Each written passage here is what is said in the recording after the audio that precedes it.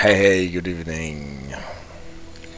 This is Tiger. Welcome to my stream. Hey, good evening. This is Tiger. Welcome to my stream. Hey. I apologize that AJ is not here, but unfortunately she fell asleep, so she cannot moderate the stream tonight. Anyway, I have to put up without her. What I wanted to do is to run more services on the Schnellfahrstrecke Kassel-Würzburg, especially two scenarios that are in the game, and I'm quite happy that Dovetail game is actually starting to make scenarios of that kind with failures in the train actually happening, or like in the other one, you're supposed to perform driving tests, speed tests, so something out of the ordinary, not just taking a train from A to B and then from B to A back. There are still some things in those scenarios that I might have done a little bit differently, and I will just try to play it the way that I would have played them, using elements of roleplay of different orders, slightly modified, slightly using the safety systems in a different way. So, Schnellfahrstrecke Kassel-Würzburg scenarios. The first one that I wanted to do is the ICE breaker scenario with a difficulty of 1. Okay, so does not seem to be so hard. Everything you need to do is to accelerate your train to a velocity as high as possible and get to wherever we need to go, to Fulda probably, or no, judging from the length of the scenario, we have to go all the way from Kassel to Würzburg. Anyway, the thing is, if you play the scenario as it comes from the game, you might be in for a nasty surprise, because after the game tells you that you should accelerate and try to reach a velocity of 300, it is totally possible that you hit a red signal and sped out. So what they tell you: good morning, today we will be performing a speed test on the new ICE1 route. This new route consists of a direct run from Kassel-Wilhelmshöhe to Würzburg. Okay. So what they ask us to do in the beginning is to set the LZB switch to off. If you play like I do with all the target markers turned off, then you need to pay attention that it is the LZB switch up here, not the LZB activator button here, the Störschalter, the LZB what is already off. The game wants us to turn it off. Honestly, if we run like this, we will be most probably in for a spad.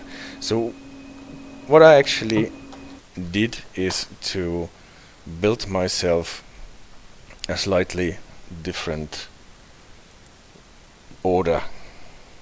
No, not this order. I wanted to have a look at the presentation first. So, what are the test drive orders that I put myself on the roster? I told myself drive under LZB PZB until you pass distance signal at kilometer 170.0 at clear. VR1 is the German name for this 4 signal if it is clear and green. And this is to make sure that we do not spad out, because the main signal that belongs to this distance signal is actually still at red. Probably the signal is no longer red if you take a bit more time to get there, but the first time I played this scenario I totally sped it out, because I was accelerating my train to 280, 290, and all of a sudden I ran into this red signal. So this we do not want to have.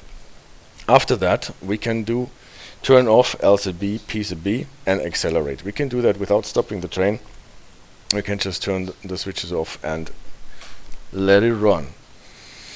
And then at kilometer 229 I want us to perform an emergency brake and bring the train to a complete stop, so that we can look into how to recover a train from an emergency brake, and then we have to proceed under PZB O. So this we can do from a standstill, switching from no train control to PZB O according to signals and timetable. And then we will go like this through Fulda station, and at kilometer 237.6 we turn off the PZB and accelerate, so second acceleration phase. And then at kilometer 262, to prepare for what is coming next, we have to slow down and proceed on the PZB O, but with the variation here, without stopping the train. And how can we do that? We know that PZB O has the starting program as soon as we turn it on that limits us to 40 kilometers, because it always starts with a restricted monitoring, a restricted 1000 Hertz monitoring. And if we just turn the PZB on while we are running faster than 40, we get a Zwangsbremsung, because we will at once, as soon as we turn it on, violating the monitoring. So we have to slow down below the 40, and then we can turn it on. Then we will have the monitoring, we can release from the monitoring and go on. And this is what we should what we should do here. Until we stop at Burgsinn, this comes from the game then. We are directed to a siding. I put it in the orders that we have to approach the last signal with 100 kilometers, because we won't get actually a warning that there is all of a sudden a signal that wants us to go very slow and into the siding. Yeah, so we do what the game tells us, and then we turn LZB on, and because we have to go to the next LZB area, where the next LZB area begins, we have to run the PZB O first, and then LZB comes back, and then we drive to Würzburg. Keep Sifa active all the time is what I put us on the roster, because there is actually no reason for turning Sifa off even if we are doing a speed test. The use of AFB is optional. I will use it because I like the AFB, and it makes things actually a bit more complex, because you have to reset it sometimes and make sure that it works properly. And don't worry, you don't have to memorize all that, and I don't have to memorize all that. I prepared a little marker here for us, where we can have all the different orders in a way that we don't forget them. Okay, we already went through the process of turning LZB off and on again. Then we go through the setup process that the game wants us to do, what we usually want to do. I like to put the reverser to neutral first, and then turn on the Sifa, turn on the PZB. It is always PZB O here, we cannot change that to something else. The LZB we turn it on, and the AFB, and to make sure we want the AFB to work in a way that we can set the speed with this lever here. After having done this, we can turn on the lights, make them shine full bright. The brakes are filled as far as we can do that here, and wipers we don't need. Unlock the brakes, of course, we do that, otherwise we cannot use it. Now that the train has been set up, you can get the train moving and begin the speed test. For the purpose of the speed test, you have been given permission to exceed the speed limit up to 300 kilometers per hour. And this without being guided by anything. We need a special permit by the Eisenbahnbundesamt for that. And obviously we have that. And we will see that all the other trains have been put on sidings and out of our way, so if something goes wrong and we should derail, at least we don't hit another train, unless we do it in a way that we go over to the siding or whatever. Release the brakes, set them to running, see the brake pipe pressure rise here, and then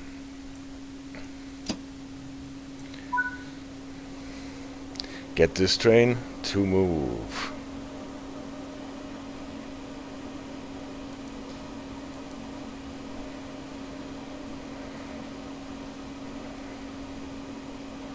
So where is my display for the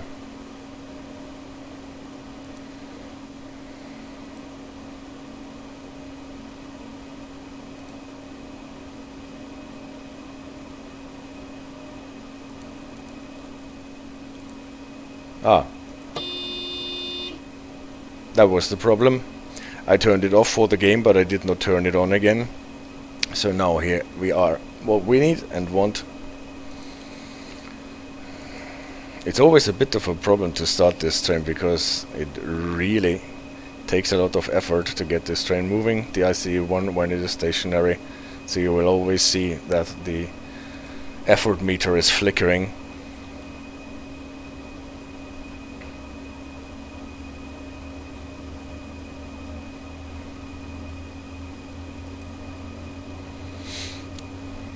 At the moment we are getting data from the LZB, giving us the current speed limit of 100. So there's actually no reason why we should not put the AFB to the max, because LZB will keep us under the limit anyway. And as soon as we are rolling, we can eventually put the throttle to a higher setting. Another thing that I have noticed is that the distance that the LZB system can look ahead, can view ahead in the scenarios seems to be higher than in the timetable mode. Because when I was driving the ICE3 in the timetable mode on Thursday, we were always limited to a maximum of 10 kilometers. And in the scenarios it can be up to 14,000 meters, so 14 kilometers. I still have to investigate why there is a difference. Maybe in scenarios they can give us just more data than they can give us in the timetable mode.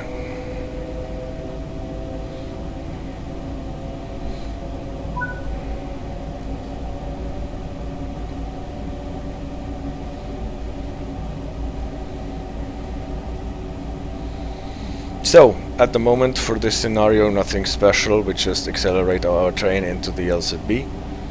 The AFB and the LZB computer are controlling speed, controlling acceleration. If you are worried that the train might overshoot the speed limit, then you can reduce the throttle setting as soon as we're getting closer to the limit.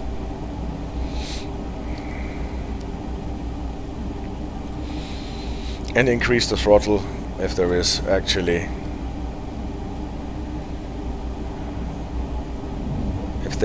room for more acceleration, like now.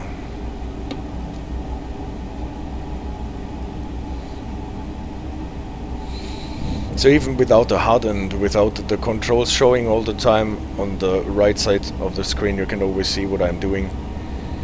You can always see which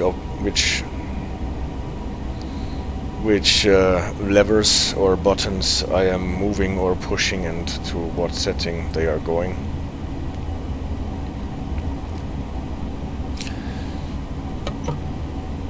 I always pay attention to the Sifa.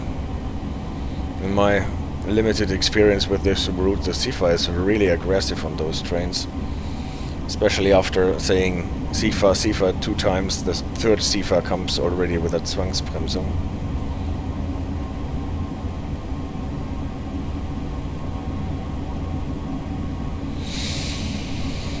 We can look at the hectometric signs, 150.4. That means there are almost 20 kilometers to go until we get to the distance signal at kilometer 170.0.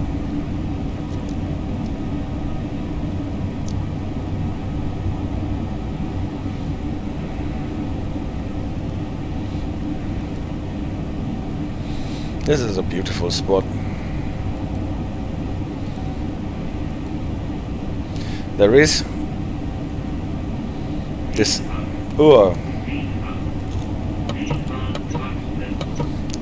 if something like this happens, you can always recover the Sifa Zwangsbremsung by hitting the brake pipe refill, setting the throttle to 0 and throttling up again. Then you lose a bit of momentum, but you don't need to get to a full stop. But this is what I was saying. Sifa is quite aggressive, especially if you're using external cameras.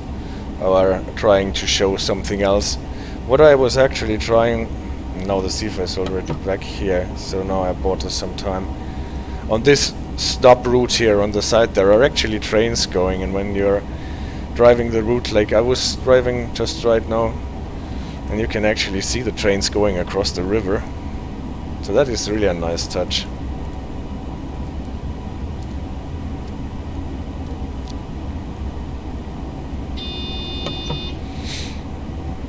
That Schnarre sound from the LZB, we don't have to acknowledge it, it just tells us that the incoming limits are changing, but this is happening in a distance of 13 kilometers, 11 kilometers. It is nothing that really has to bother us at the moment.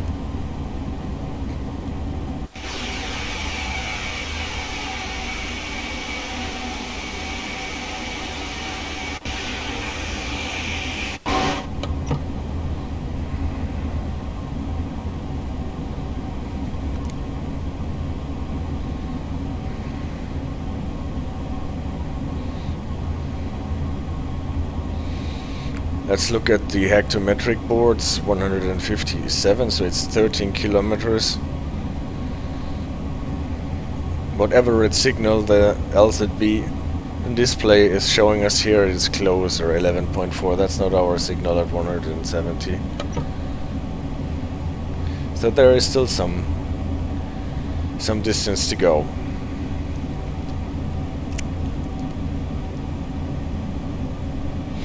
If you're actually aiming for a speed record in this scenario, I have not yet tried if it is possible to wait for the red signal to change and then accelerate towards it from a distance further away, so that you don't get slowed down because of this red signal and have more velocity when you get to it. Here's one of the trains that have been sent to a siding to let us pass, so not to interfere with our speed test.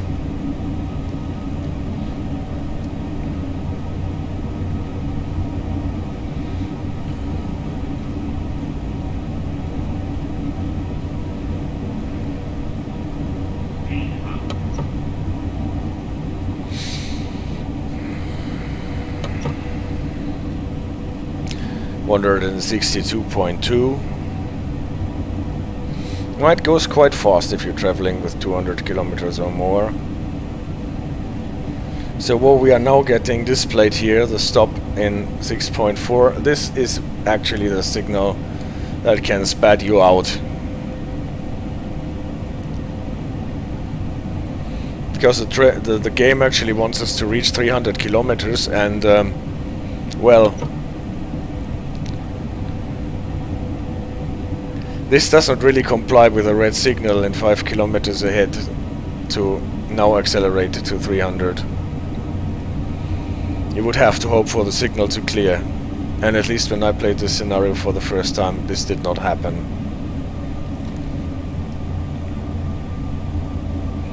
You can see that the train is slowing us down. The AFB is taking down the speed eventually, since we are closing into that signal.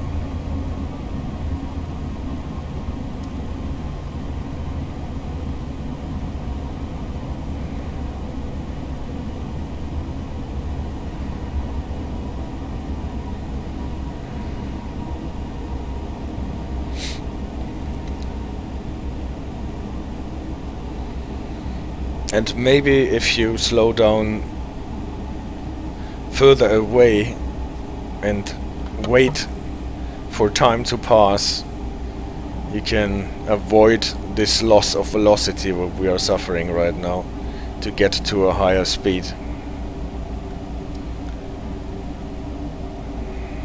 In the end.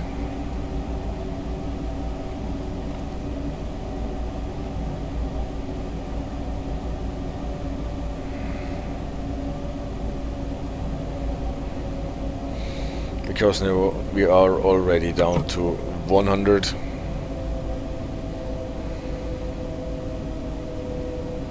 There's about 1.2 kilometers or 1.6 to our signal that we have to wait for to switch to green.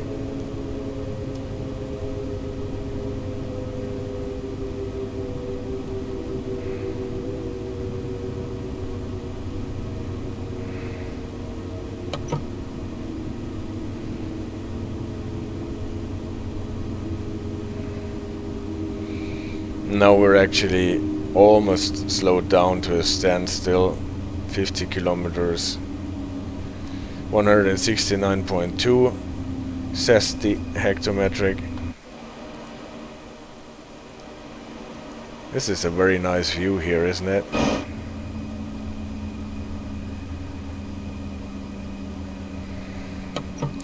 But being slowed down like this on a speed test is annoying nevertheless. But now the signal has cleared. We can see that we can actually accelerate. And now let's check our instructions, what we have to do. The next thing that we are supposed to do is to turn off LZB, PZB and accelerate. Okay, we can do this on the fly. We just turn around, we turn LZB off, we turn PZB off. The only thing what happens now is that the AFB does no longer work. We have to set it to 0 and then to max again. The throttle can stay in max position, this is not a problem, we did not get a throttle lock, but the AFB was disabled. Because every time you drop out of LZB, the AFB will be disabled and you have to set it to 0 for a short time and then you can use it again. Put it in the position that you actually want it to be.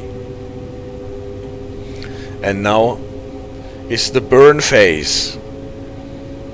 We try to accelerate as hard as we can and reach a velocity of more than 300.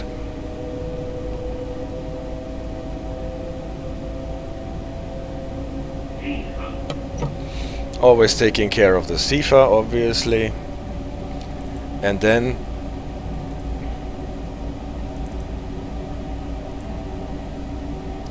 at kilometer 229 we are supposed to perform an emergency brake application to stop the train out of whatever velocity we might have achieved until then.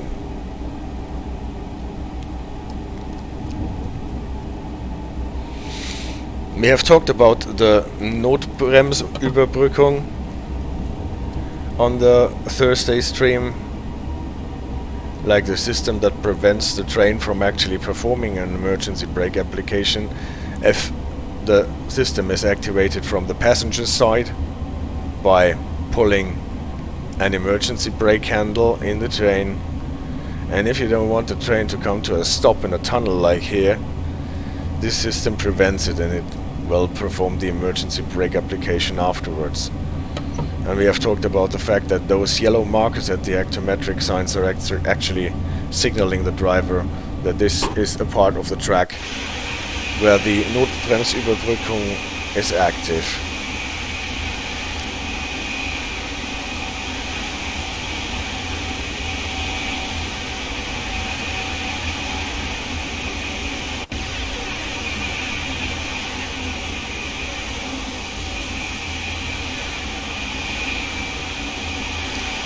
Very beautiful.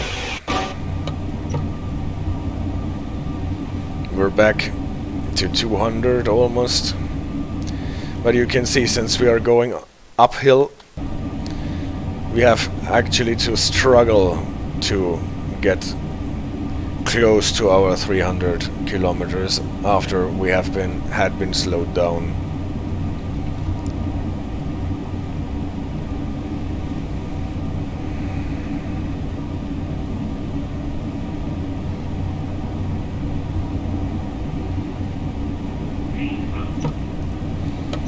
The Sifa. Again in the tunnel.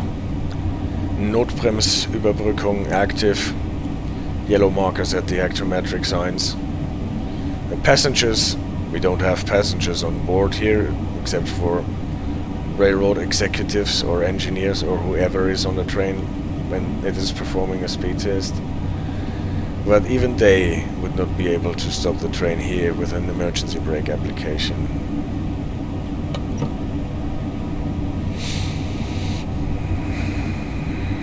Another train waiting for us to pass,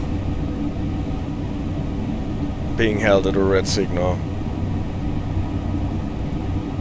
For some reason with its marker lights on at the front.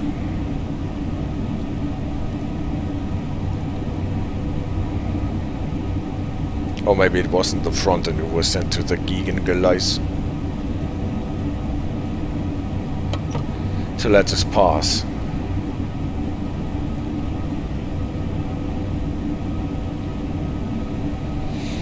What the Notbremsüberbrückungssystem does not prevent is if the driver actually initiates an emergency brake application. That works even in a tunnel and even here, because obviously it must be possible under circumstances for the driver to apply emergency brakes.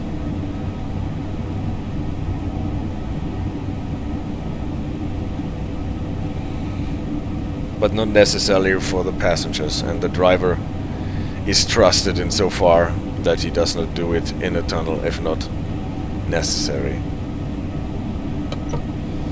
A train getting stuck in a tunnel is always a real problem. I remember there was once an accident with an ICE-1 train, the train that we are driving here, like 10-15 years ago, where a train got stuck in a tunnel because it collided with a couple of sheep that ran into the tunnel and did not get out again. And that was quite a mess, as you can imagine.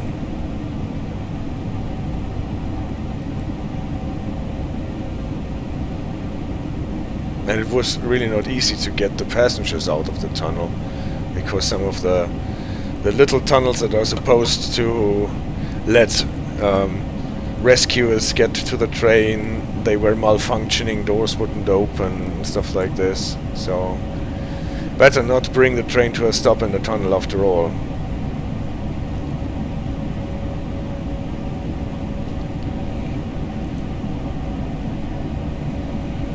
Unfortunately on the ICE-1 you cannot see which brakes are operating. Unlike the ICE-3, there is not a panel that gives you a visual representation of every brake on every vehicle. But what you can see still is the brake pipe reading here. It is at 5.3 or 4 or 2, 5 point something. That is what it is supposed to be when the train is running.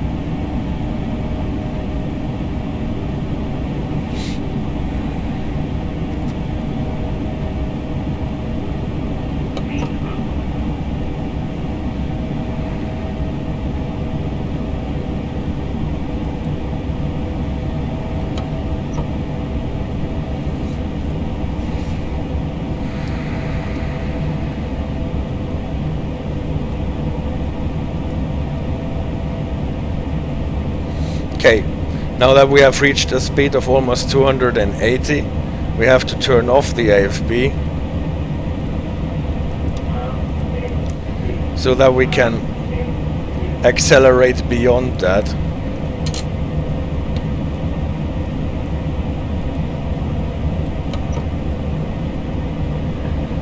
Here we obviously have to take the power out and set it to 0 and then back to max after turning off the AFB. Otherwise we will be stuck by the latest limit the AFB was set to.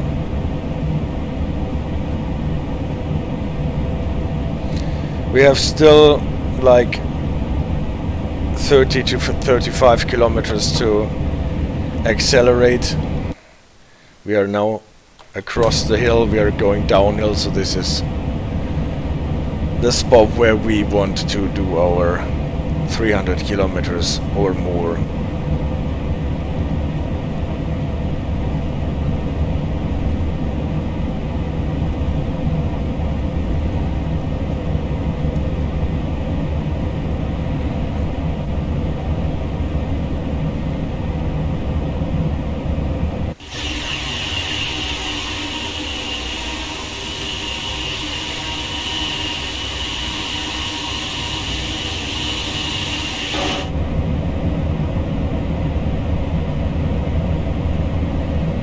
Yeah, now it rocks.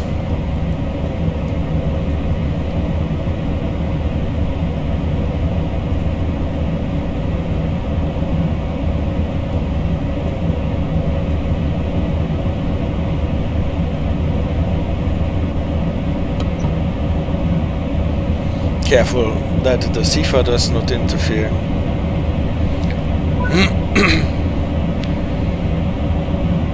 Okay, we have reached our 300, but still we let it go. And at 229 we will yank the brakes into emergency.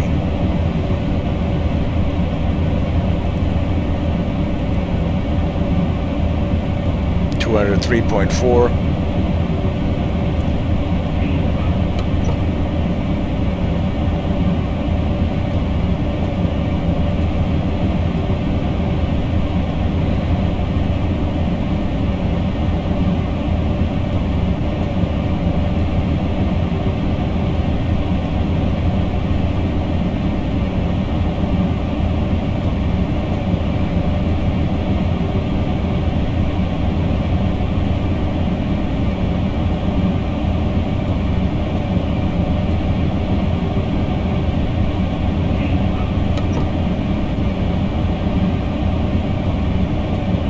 So 326 was the highest reading that I saw on the speedometer.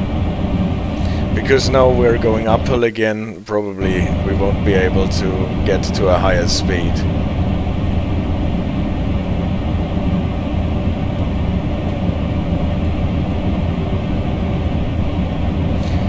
$209, 292. There is still some room for high speed. Therefore we have to do our emergency brake application.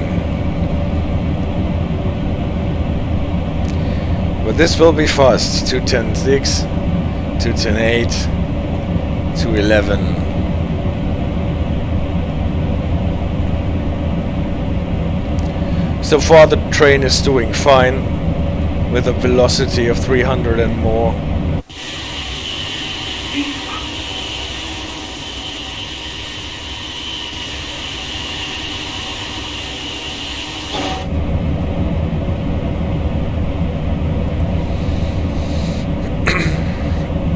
But now, let's be careful not to miss the spot for the emergency brake application.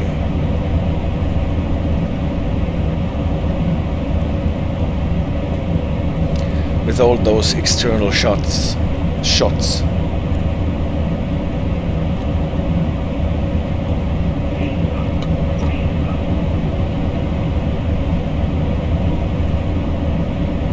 But you can see that the gradient alone slowed us down below 300 kilometers.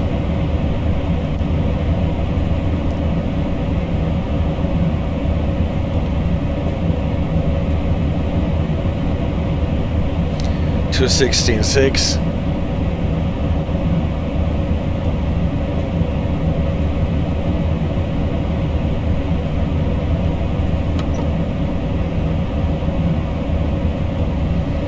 To 17.8, to 18.0.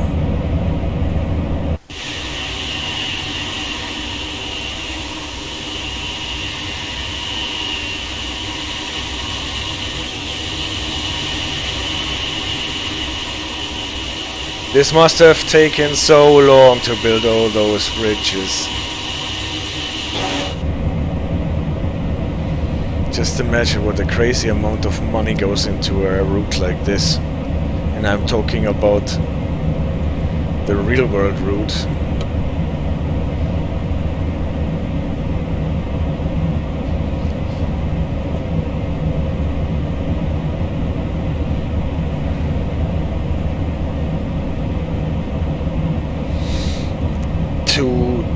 222.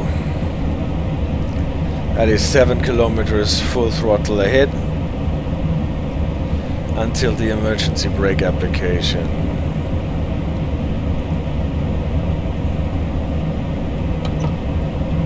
Can we already see? Yeah, you can already see on the speed diagram in 7 kilometers ahead that we have to slow down to 210 because we are getting close to Fulda. But they don't tell us in the in-game HUD because we are not supposed to stop there. We are just running through. But we're not getting a running through marker either. 224.6, 224.8. 225.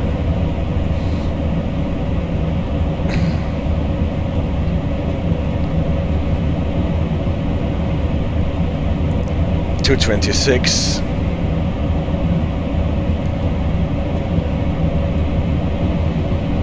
We're getting 300 again. 227. So it will be a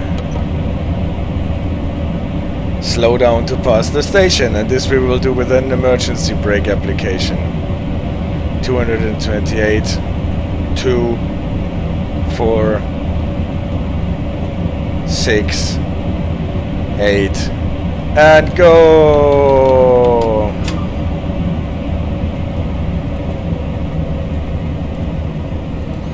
You can see how the pressure in the brake pipe dropped to 0. You can see it in the screen, you can see it in the manometer, and we are going to a stop.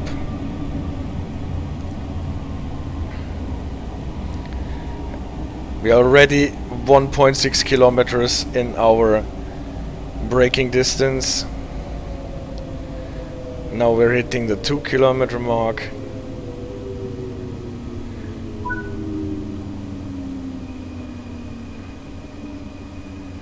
Okay, that was almost 2 kilometers, or a bit more than 2 kilometers for a braking distance. And what are we supposed to do next? The next thing that our orders tell us to do,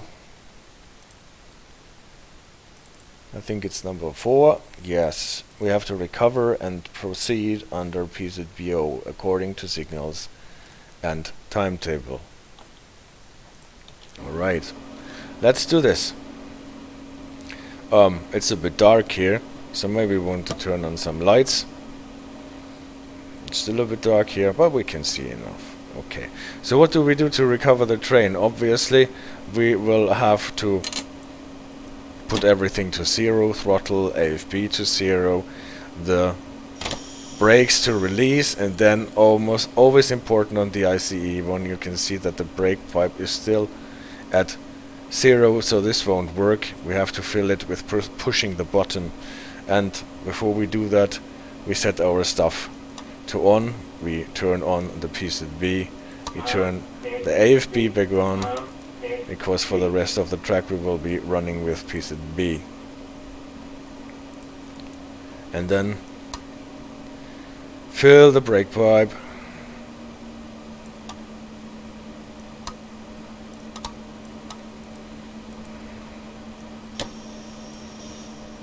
And then we should be able actually to go on. The speed limit here was 100, so we can set the AFB to 100. You realize that the AFB here allows speed setting in increments of 1 kilometer, unlike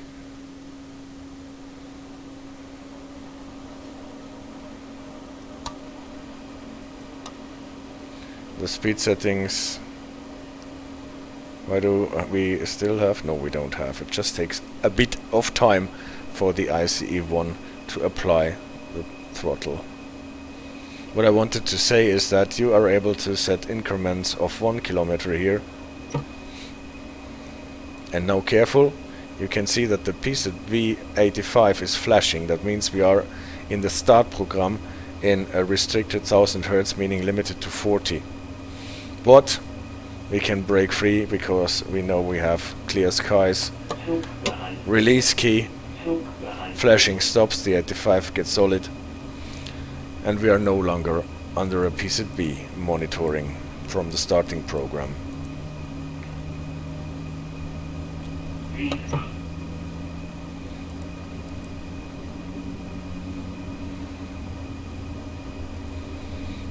Can have a look at the speed profile. We have to hit the 100 and pass Fulda with 100 later. At the moment we're actually allowed to go faster, but we will aim for the 100 here.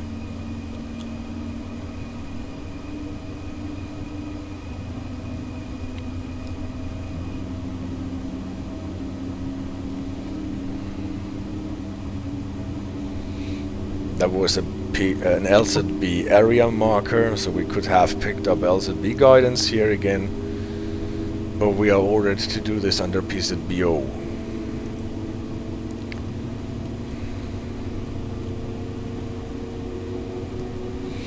Now there is an 80 restrictor, and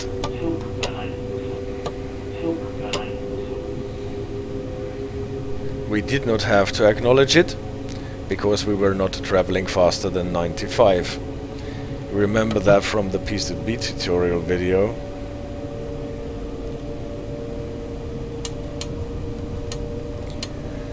That with announced speed restrictions to 80 and to 90, the magnets are only active if you are traveling faster than 15 kilometers above the indicated speed limit. And here we have a repeater for the 80 reduction with the white spot in the... Oh, it's in the correct position because it was a VR signal. I see. It was not a KS signal. My bad. Now we get a stop signal actually ahead. This one we have to acknowledge. We get 1000 Hertz.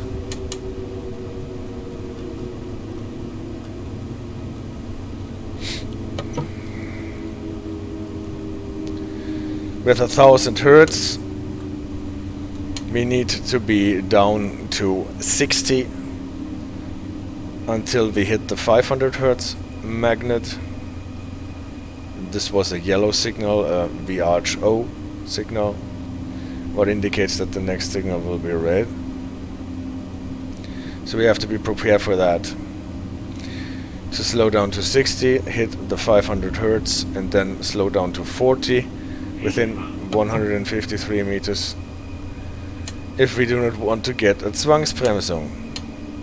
And here the people who built the station roof or the platform roof here and the signal up ahead, they should have talked to each other, because this signal you can totally not see until you are almost hitting it. So we still don't know, is it still red? Probably not. But we actually have to prepare for it being red. It is not. So okay.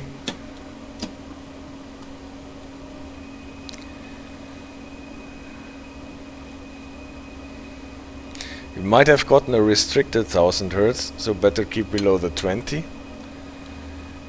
I still don't know how those displays here tell you that your restriction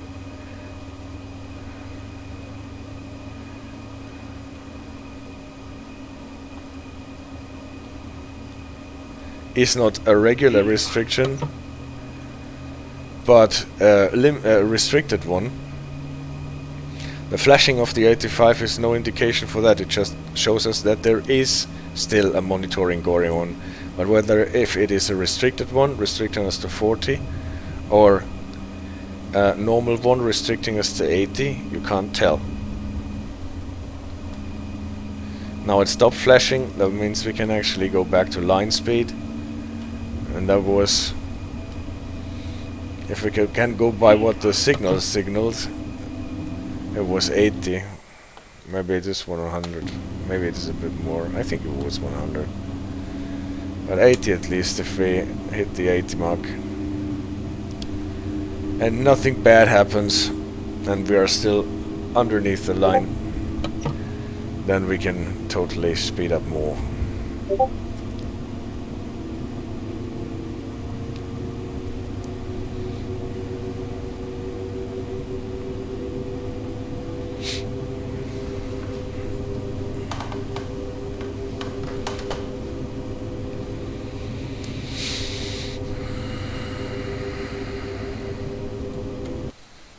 Okay, speed limit changed anyway, so we can use the AFB to take us to higher speeds. So what was the next order that we were given?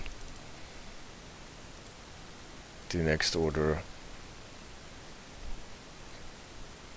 we have to proceed until we hit 237.6 and then turn off the PZB. Why would we have to turn off the PZB before we can accelerate again? Because PZB O limits us, as you all know, to 160. The AFB won't go higher even if you put it to max, and you will get that Zwangsbremsung if you try to accelerate through the 165 without the AFB on. Okay, we're almost at the mark.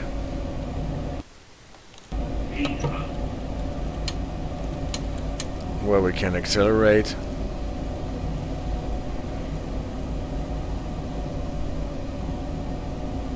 .600 meters. And then we can burn 237.2, 237.4, 237.6. And then we can turn off the PZB to make everything work. Set it back. And to max again. And second burn phase.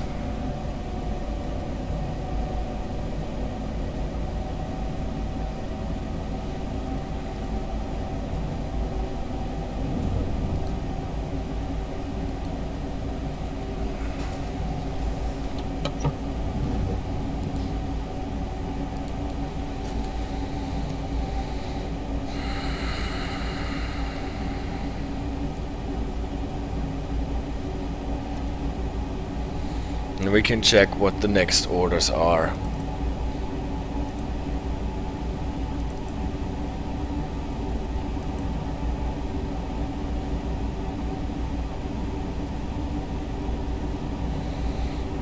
Okay, maybe I want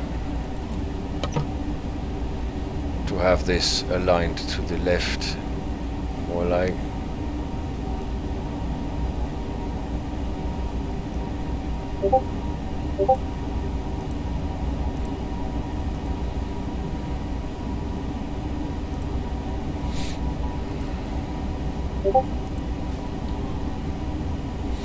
At kilometer 200 and what is it, 62 or 82? 62, I guess.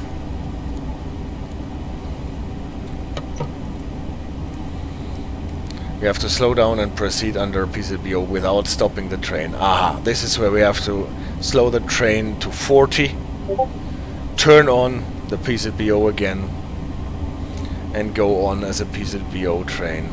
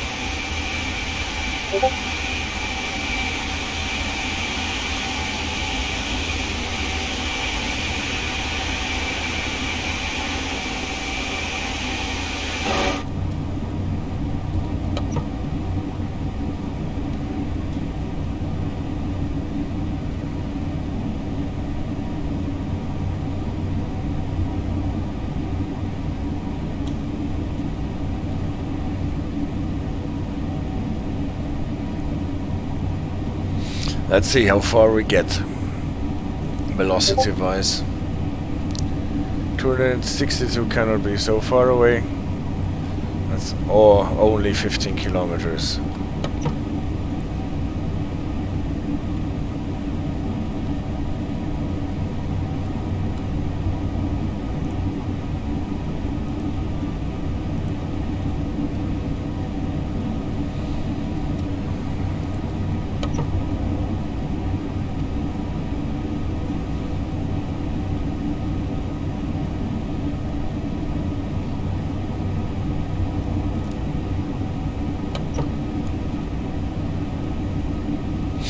But we will have a hard time to accelerate because we are running uphill. Well, maybe soon we can accelerate a bit more.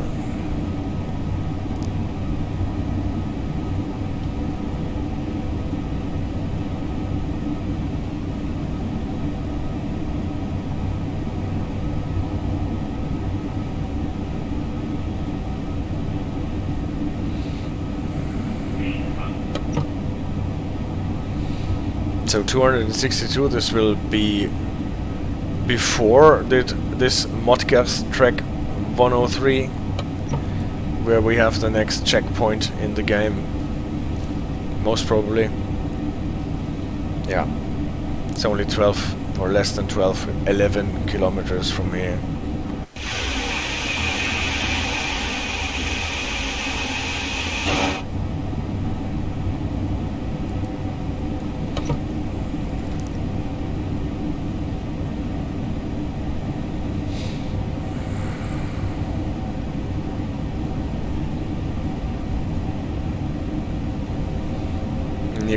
You can really feel the gradient lessening and going into a descent. You can hear it in the engines.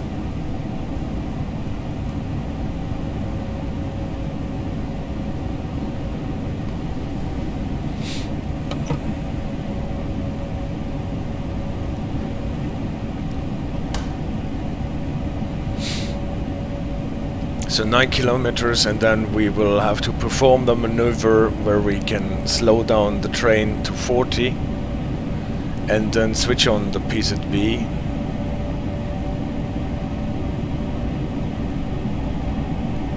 And continue as a PZB O train.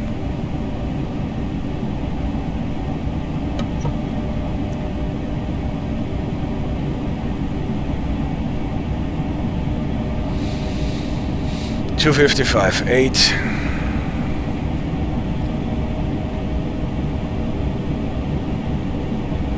.256. Will be interesting to see whether it is still in the tunnel.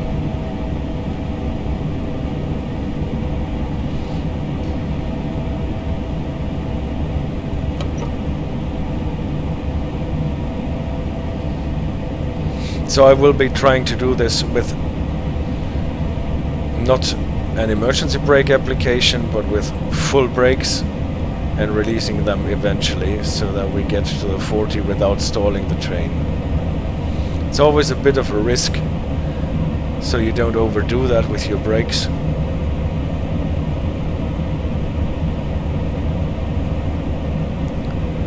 But hey, this is a test run. So 2 kilometers. We don't have to bother about the throttle, it will go into a lock anyway as soon as we apply the brakes. We set this as soon as we are ready to go on. 261.4, 261.6, 261.8 and 261.0. And brakes are in full service.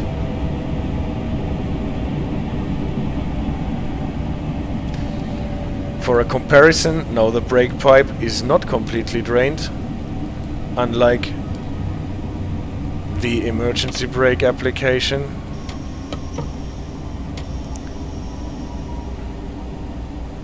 That we performed before.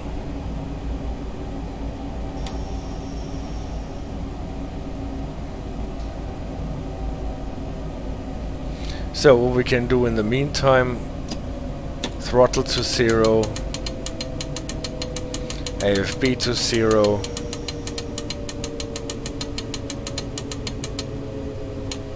Now it takes quite a time if you do that with the keys here. And get the train to a gentle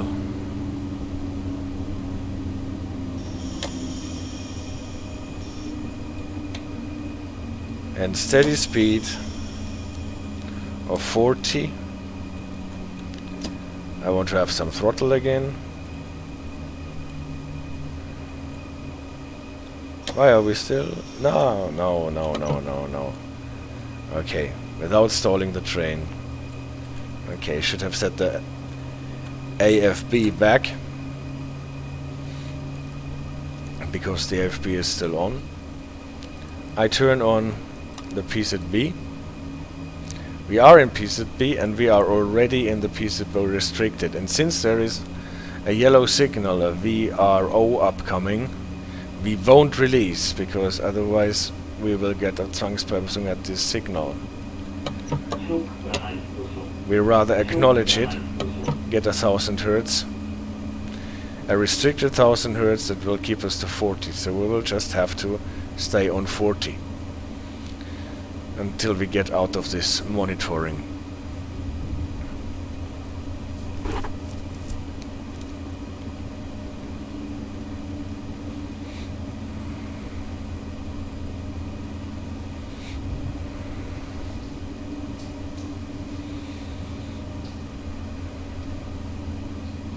I think this is a scripted red signal that we are running on at the moment. We cannot really see it yet. The marker that we have to pass through is in 500 meters. The signal most probably be behind. With the 500 Hertz we don't have to fret about, we are already down to 40 because of the restricted 1000 Hertz. Now we could release, since we are not sure what is coming up. We are not releasing yet, but we're not getting a 500 from those magnets here. But it looks as if the signal is still red.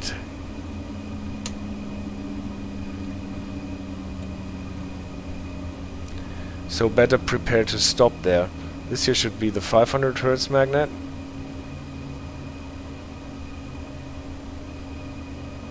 And we did not get a 500 Hertz. Or no, this is the 500 Hertz magnet here. But at the 500 Hertz magnet, the game thinks, okay, we switch the signal. Now that we are getting close to Burgsinn, begin to slow down to 100. Well, that is a good idea since the signal was red. Well, what we can do now we can release from the restricted 1000 Hertz to 40.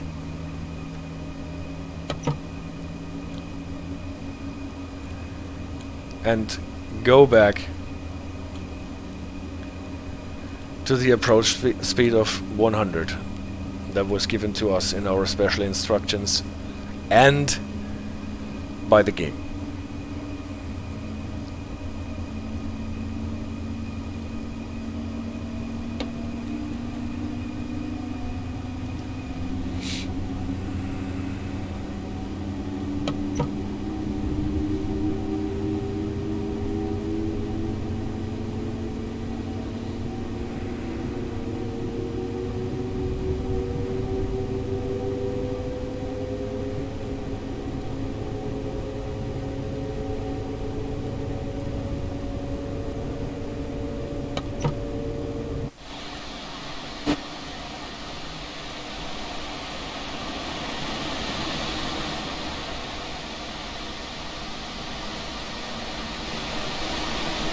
I think they caught the scenery really well. This looks like Germany.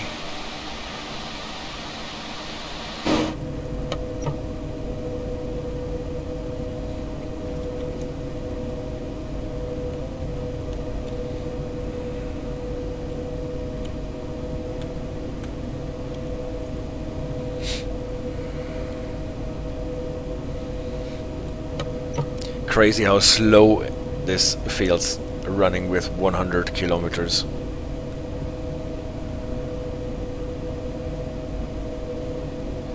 Just imagine going with this velocity through the West Somerset Railway.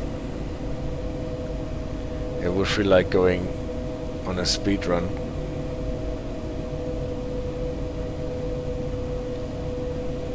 And here we're just crawling through the tunnel.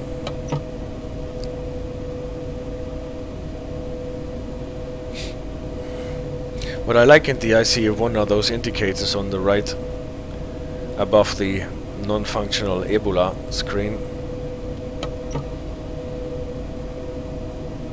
They can actually be turned off with this switch here, and you can perform a test.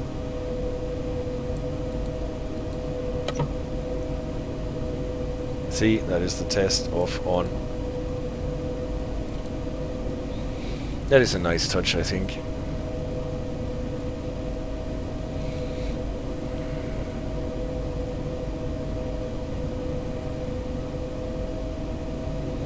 So do we really have to go 13 kilometers with 100 to Burgsinn? Let's check our special instructions. Approach the last signal with 100 kilometers. What is the speed limit here? 400. Maybe we go a bit faster. And here you can see, even if I put the AFP to max 280, the marker on the speed clock does not go beyond the 160 because we are running as a PZB O train. PZB O limit is 165.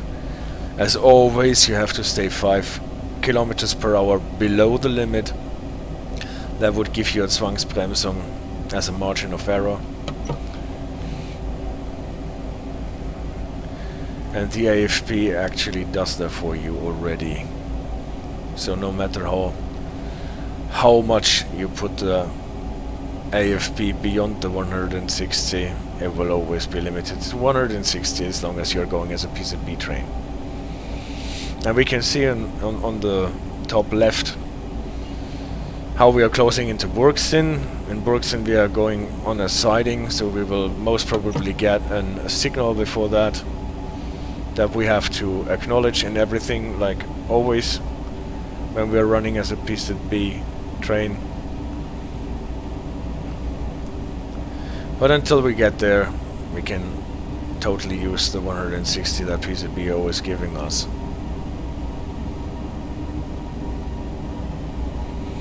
So far this scenario has actually been interesting. We've done a lot of things. We have used the LZB guidance, then we have turned it off completely, went for a speed run more than 300 kilometers without guidance at all. We all know that to go without the guidance at all beyond the 50 kilometers per hour you need a special permit from the Eisenbahnbundesamt, what we obviously had. Then we performed an emergency brake application from a velocity beyond the 300 with a braking distance of 2 kilometers.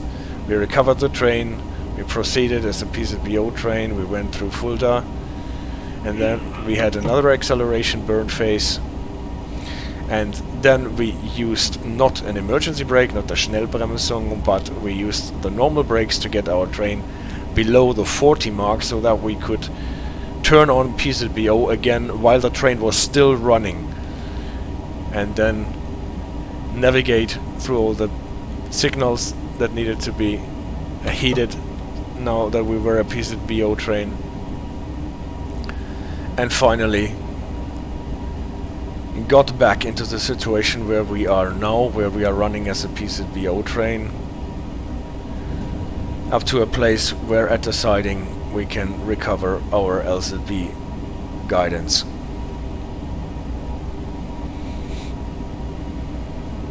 And we are supposed to approach the last signal in front of the siding with 100 kilometers. So I think at kilometers 4 or something left I will try to bring down the speed using the AFB. No brakes this time, just the AFB. The AFB will apply the brakes as it seems fit. Predominantly the electric brakes, but also the air brakes, without giving you a traction lock.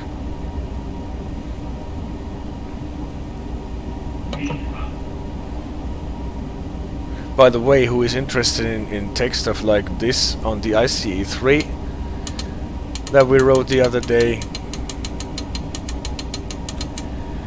you had for the emergency brake application the eddy current brake. What is quite special, as far as I know. The ICE3 was the first train of a standard on a line variety that used an eddy current brake for emergency braking.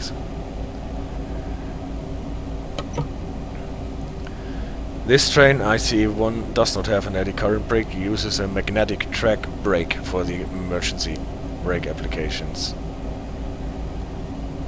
I've never looked, actually I wanted to do that, if you can actually see the magnetic track brake shoes being animated on this train.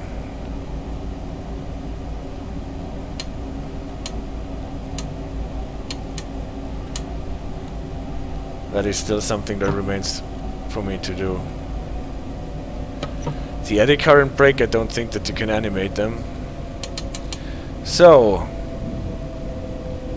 there is a signal that is already ordering a 40 speed and a 40 coming up. Okay, this should have been announced before.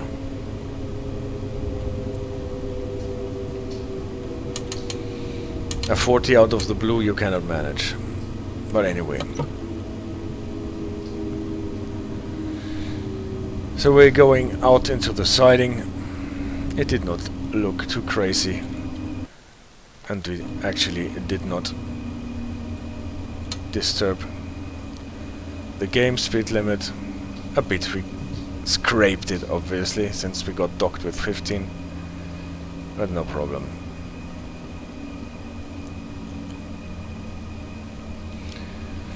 Now we just have to get the train out of the track so that we stop without fouling any connection point.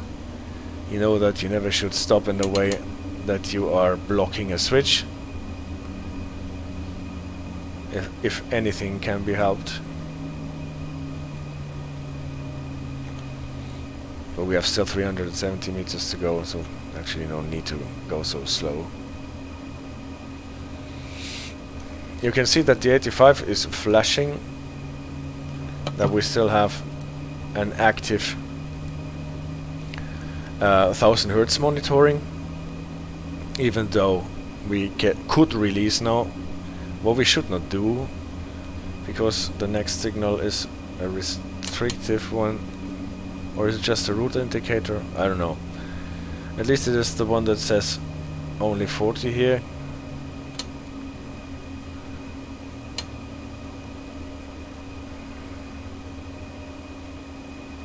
Let's see how you can stop this train here with the AFB alone. That would actually work, I think. On these slow speeds, the ICE1 is a bit of a clumsy.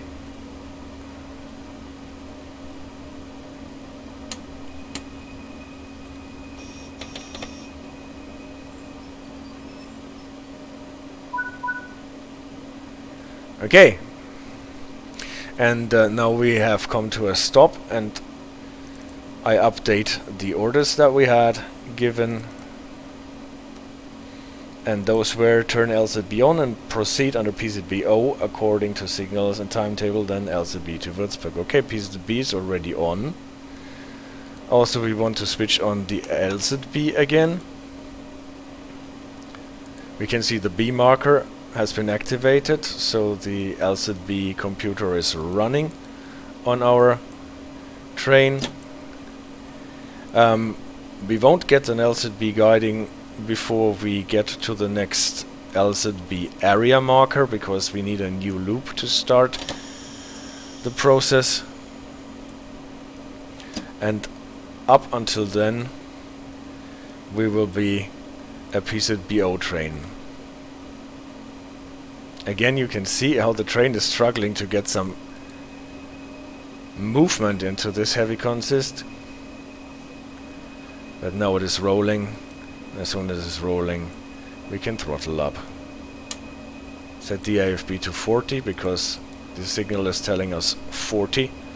We still have to go out of the sighting across the switch, and then the speed limit will go up. And then the speed limit will go up, but we have to clear the switches first. Then we resume our journey as a PZB O train. And as soon as we pass the next LZB area sign, we get LZB feed, and then we can run the rest as an LZB train.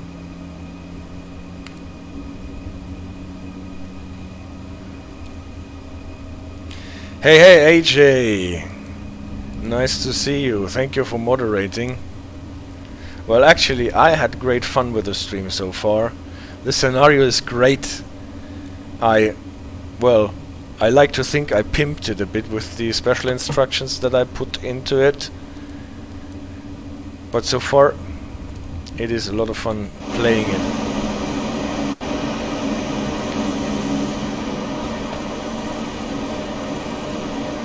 So, there are actually two switches that need to be cleared. I think as soon as the first one is cleared, the line speed goes up, but the signal that tells us to go 40 does not end before the whole Weichenbereich, the whole interlocking area, has been cleared.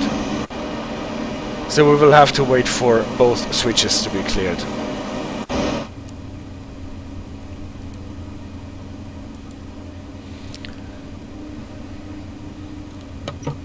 Here you can see, still 85 and PZB, although we turned on the LZB again.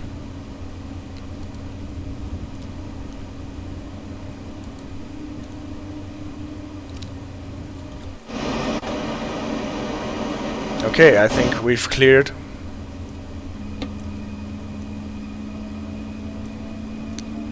And we can give it a bit more speed and throttle. When you look on this Oberstromanzeige, you can always see if your train is likely to get some wheel slips because you apply too much power. If this indicator here is jumping around, then you should maybe reduce the power a bit so that you don't get wheel slips.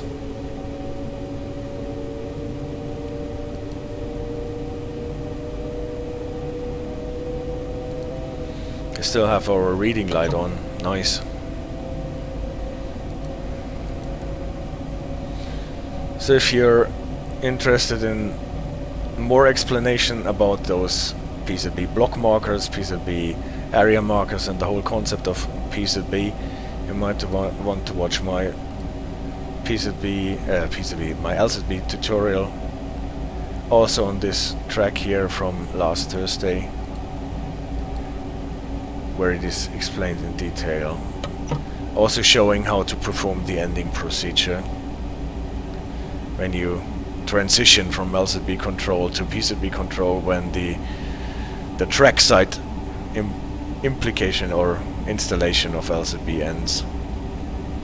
So let's watch out for our LZB area marker, the next one, where the next new LZB loop begins, and we can pick up an LZB signal, and then we are allowed to go beyond the 160.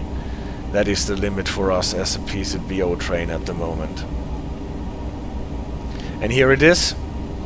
And bing, here's our LZB signal. We have clear skies, 250 incoming, and already the AFB and the LZB marker are both on the 250, and the throttle is what it is supposed to do. It is accelerating, putting power on the track.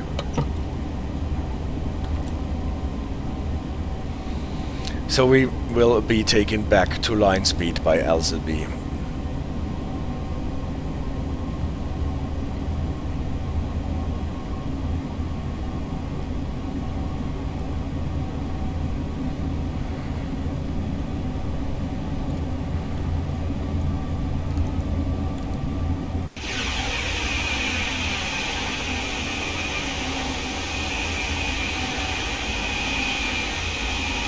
I don't know if this is the Main or some other river.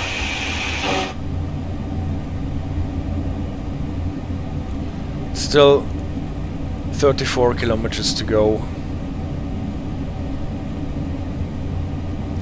And all we need to do now is to have LZB take us home and then perform again the ending procedure, transitioning to PZB for a last time and then stop the train in place.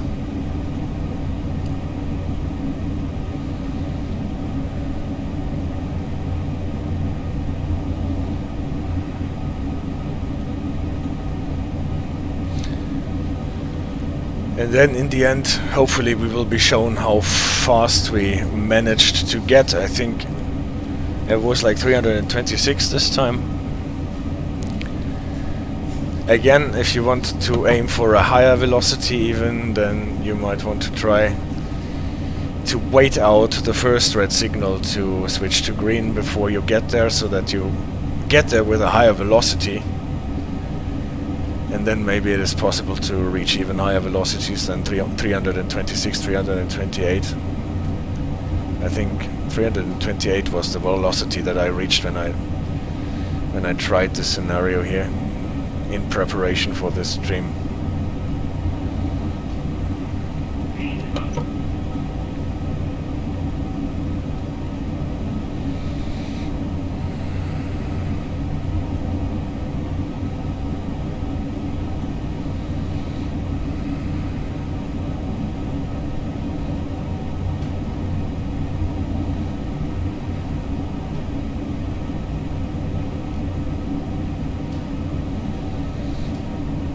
In case you're wondering what graphic settings I'm using, they are obviously set to Ultra, and I'm using some ini tweaks that you can find on the Dovetail forums.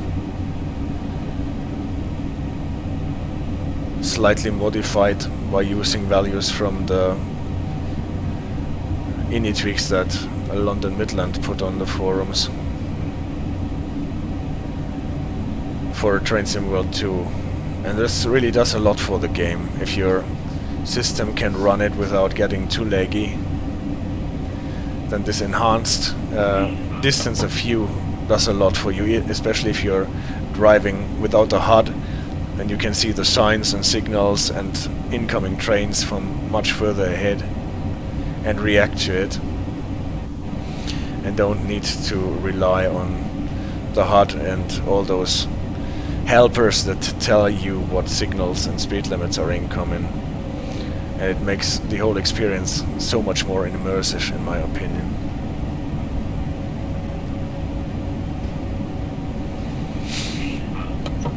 So we're actually on the last leg.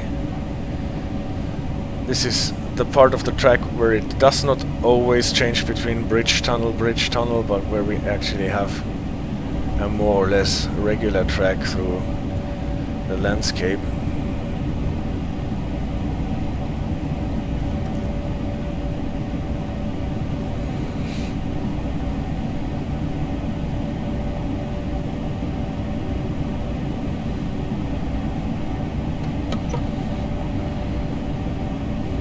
Line speed is allowing us 280 here. Let's see if we get close to that value before we are funneled down for the ending procedure.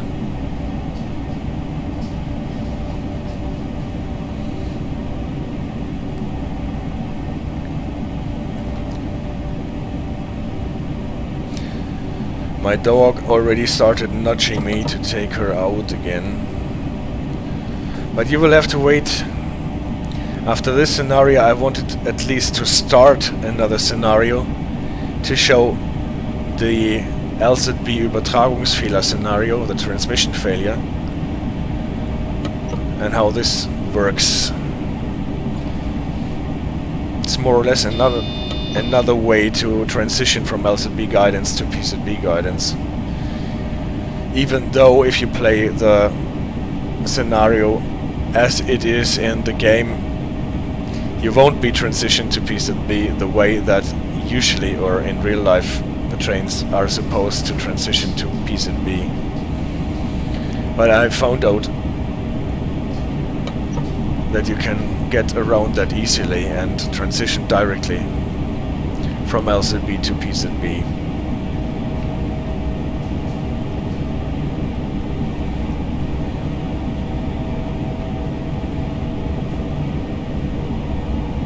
But first, let's get this ICE1 safely to Würzburg.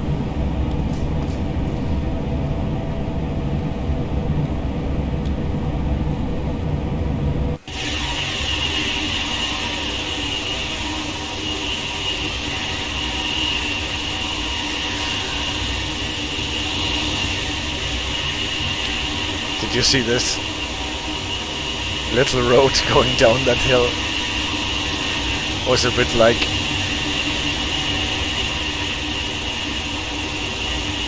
a slide.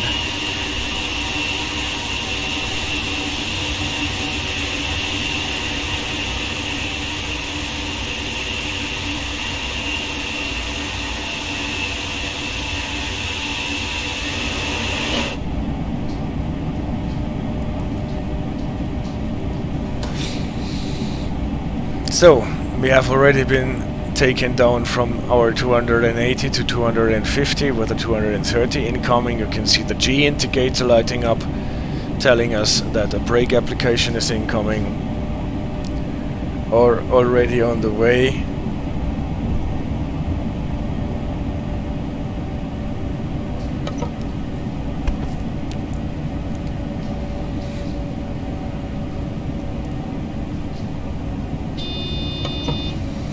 Next step is 160, that is incoming. 7.2 kilometers.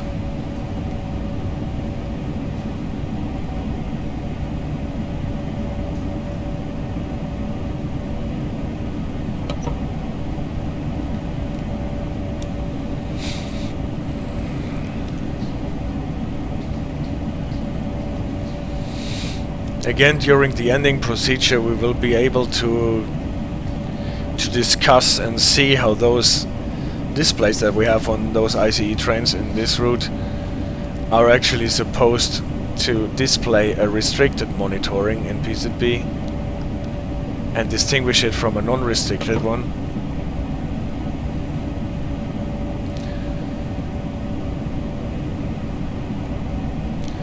I've just received some screenshots from the Susi Zug simulator from my friend Open Minded.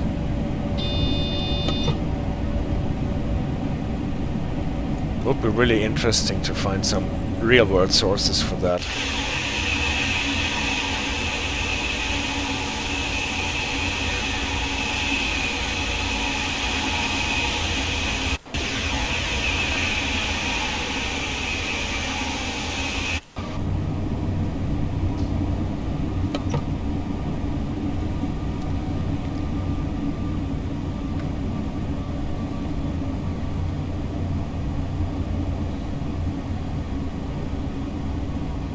Yeah, there's no green, it's the ICE1, it does not have the green livery.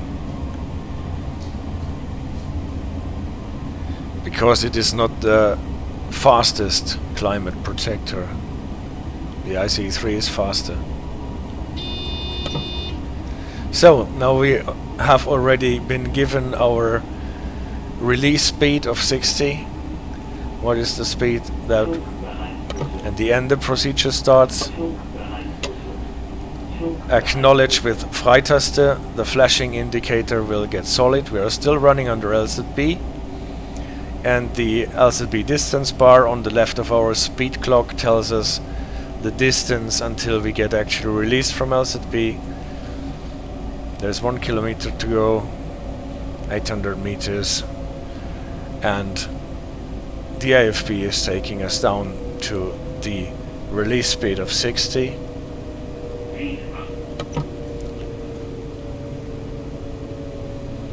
Again, as I always like to do in this situation, I want to reduce the speed a bit faster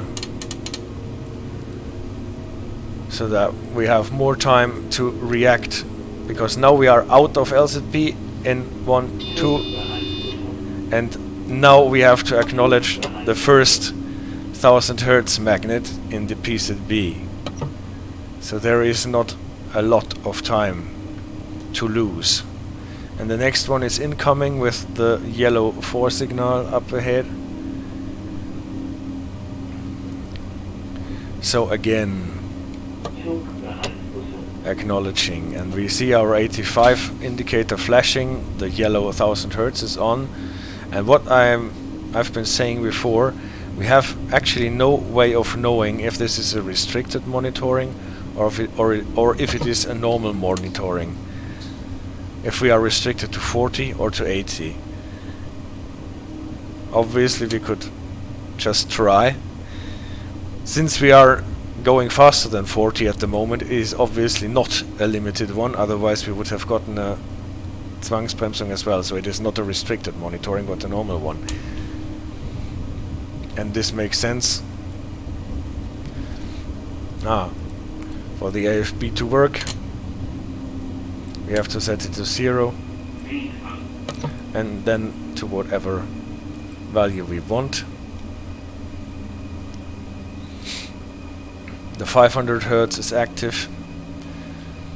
Like I said on the other stream, always make sure not to accidentally release from the 1000 Hertz monitoring, otherwise you will get a Zwangsbremsung at the 500 Hertz magnet, because you are only allowed to release from a 1000 Hertz monitoring if there is no other monitoring incoming within a certain amount of distance. And we are again in the situation that the stop marker that we are approaching is placed directly in front of the red signal. So like last time, I will just bring the train to a stop in a distance of maybe 20 meters, so that we do not run the risk of spatting out,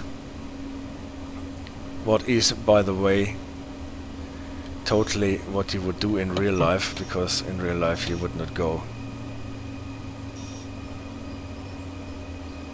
all the way up to the red signal, but stop in a safe distance before. Okay, that's it. We have reached a maximum speed of 372. Good job. And we have completed the speed test. Let's see how we did.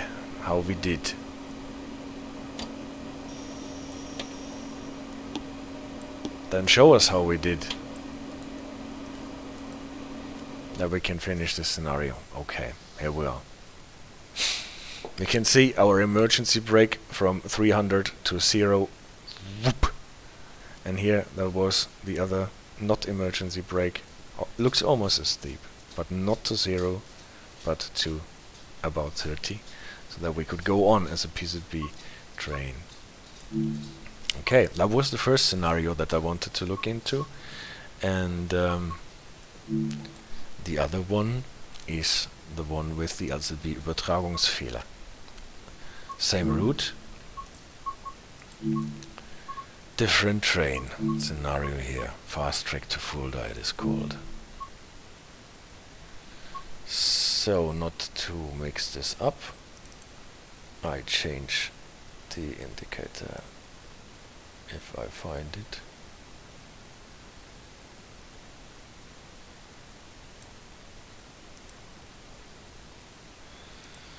Oops, how can I change it again? Oh, here we are. Fast track to Fulda. Fast track to Fulda service. I want it obviously in a way that you can read it. So, yeah.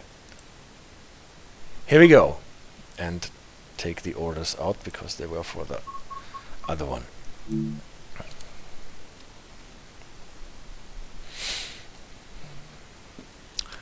This scenario is a scenario where you drive an ICE3 train from Kassel to Fulda, so it's only the halfway of the road of the route. We're not going from Fulda to Würzburg, and we are in rainy conditions, and then we will get problems with our LZB guidance. But first we have to wait for our train. You can see it is raining.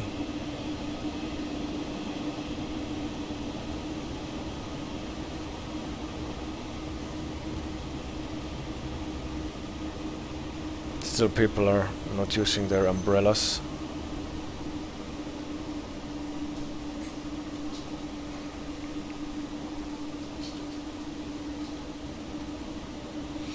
And here the train comes.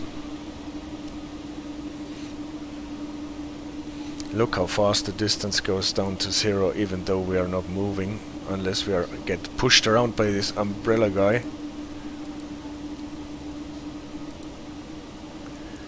And unfortunately HA is one with a green nose.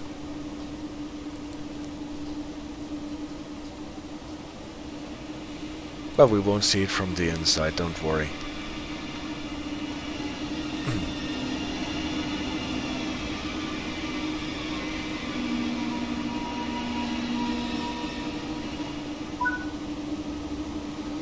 Open your door, please. Thank you.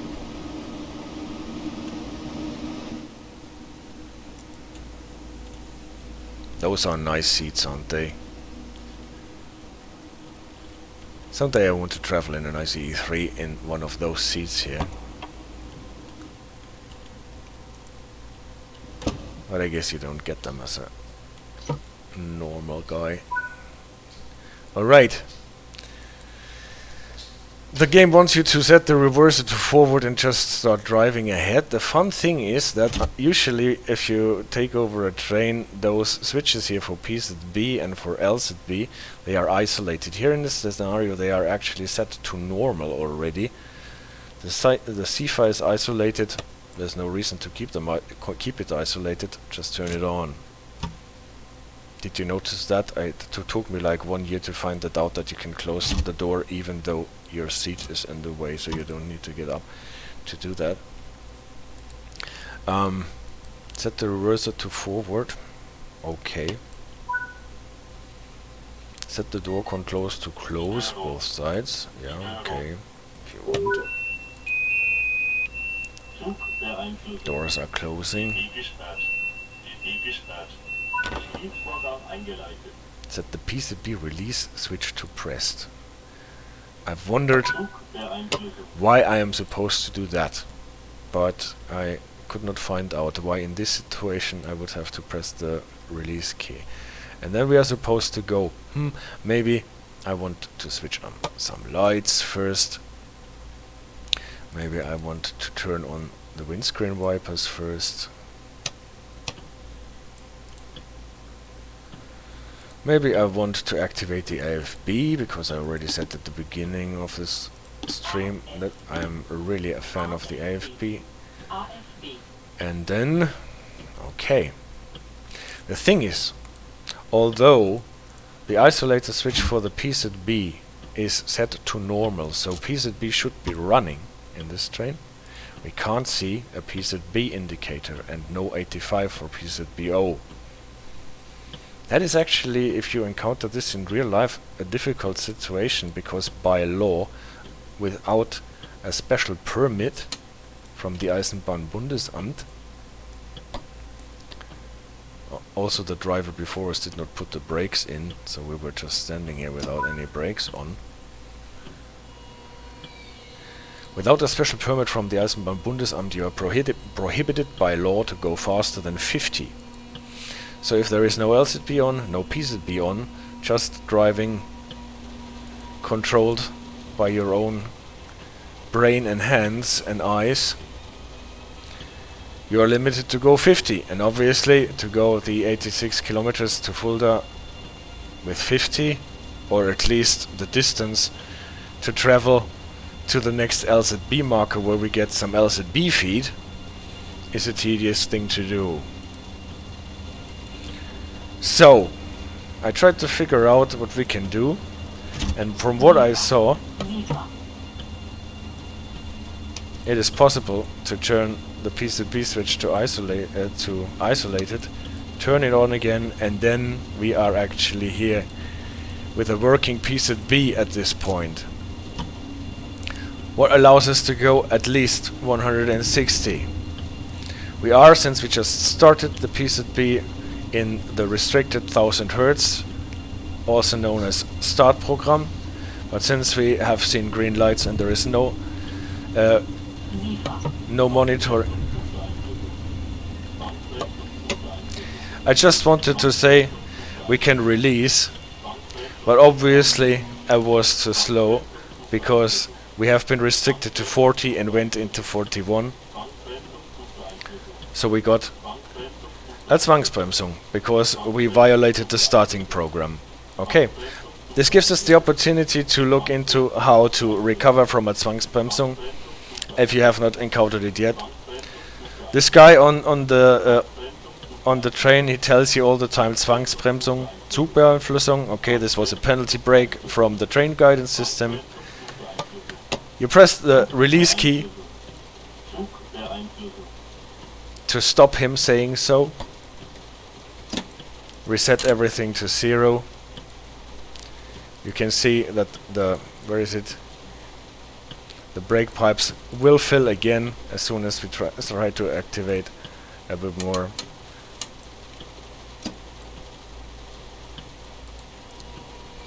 And then we can start again.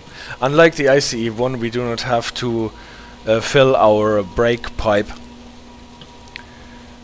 by pushing a button. This is what the train is doing on its own. This time, without so much explanation, we don't wait for the velocity to go beyond the 40. We just press the release key and release from the start program. The 85 stops flashing, goes solid, and we can go without getting a Zwangsbremsung to the 100 or whatever is allowed here. Is it already 140? Fine with me. PZB O allows traveling with 160, so 140 is totally not a problem. Even when it is raining, this train is totally capable of doing this. All we need to do is maybe to pump up the speed of the windscreen wiper again. Yeah, a bit.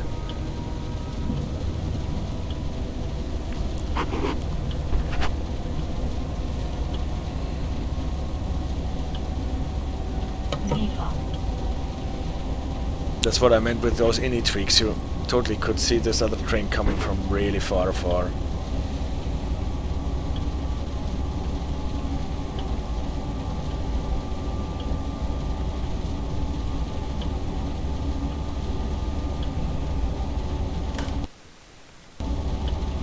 Still have to stay at 140 a bit. And then let's watch out for our LZB marker sign. Not the marker sign, for the area marker sign. Because when we pass the next LZB area marker, we should get LZB data and then can go on as a LZB guided train.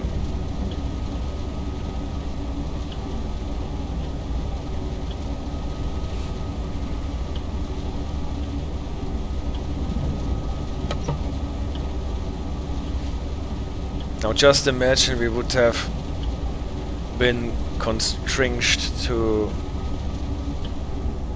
go all this way with 50 kilometers until we get to the LZB area change. Tedious. Good thing we found a way to activate our PZB in the train.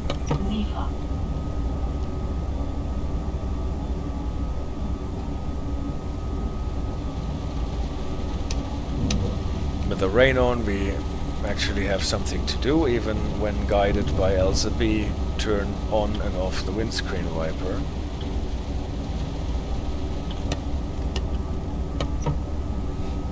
And satisfy the Sifa lady every now and again.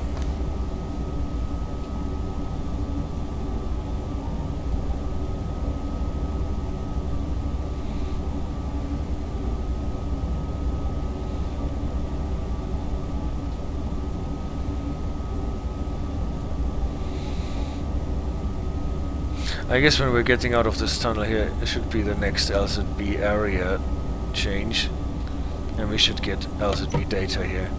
This is, yeah, and here we go. You can set the AFB to max. This is this nice spot with the train sometimes riding on this track over there.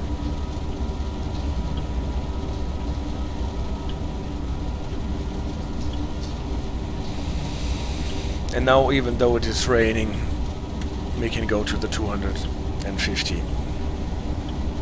And you see also the ICE3 in this scenario, he can display numbers of 13 kilometers, unlike when we used it in the timetable mode on Thursday, where the maximum distance that we were shown were 10 kilometers.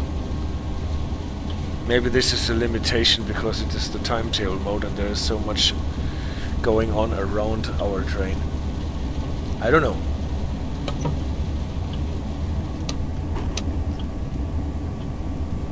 So, before we go on here, I wanted to blend in a little theory part with, well, it's not so much theory this time actually.